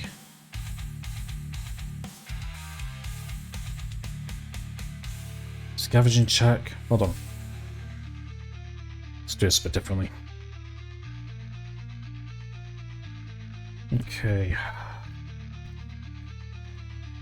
Success. Scavenge check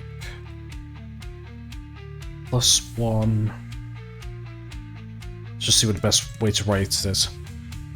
+1 cooking ingredients. Okay. Cook ingredient. There we go. Right, so we have ourselves our first character then. So we got Victor Line Shard, level 1. Personal goals: defeat 1,000 opponents, do 200 cold damage, which I think we can still do. I mean, obviously we don't have the ability to do so unless we want to be a Frostmancer, but we haven't got it. So we probably could maybe find some cold equipment or some cold weapons, maybe. We'll see. 9 health, 25 toughness, 13 aphid, 9 sanity. That's not too bad. In fact, it's a good thing that we have the emissary for the for the heal wounds. That could come in handy, I hope. I hope so. See. Sanity's fine. Magic resistance box standard.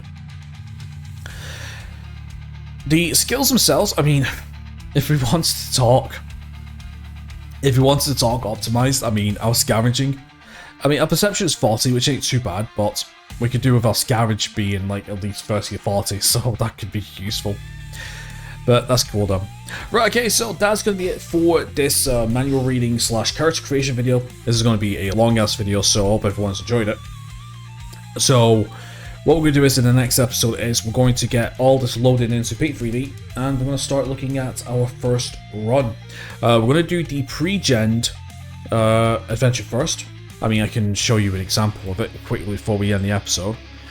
Let's see, scroll all the way down here on the left side, and then we go to Hard Beginnings.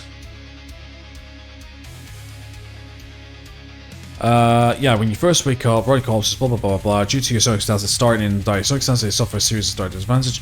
D6 direct damage, no roll on damage dealt table. D4 7 so you can heal. Blah, blah, blah. So yeah, so this is your first ever playthrough. Strongly recommend you follow in the starting domains of Necropolis to ease yourself into it. For a truly hardcore start, keep in mind you have no weapons, supplies, or gear of any kind. You ignore this and jump straight into the danger chance 4. During this fourth domain, the map already generated from you. Some details are fixed, but you will still need to generate the contents possible accounts of each route. And then as you can see that we have our combat, our first encounter. So yeah, the corpse pile, and then the guard room where we get a dagger, a club, and a pilum, and we roll on the random armor table. And then over fortress soul, getting cooking supplies and stuff. So yeah, so we're gonna do that. So we're gonna do that at the beginning of the next episode. Right, so yeah, like I said, this episode is gonna be like 2.5 hours, something like that. But you know, once you include everything into one episode, so you guys can digest it at your own rate. So anyway, my friends, that's a good bit for today's episode. So thank you so much for watching. Please leave a like and subscribe if you haven't already. Links down below. Check them out if you wish. Apart from that, enjoy the rest of your awesome day. I'll see you next time. Take care.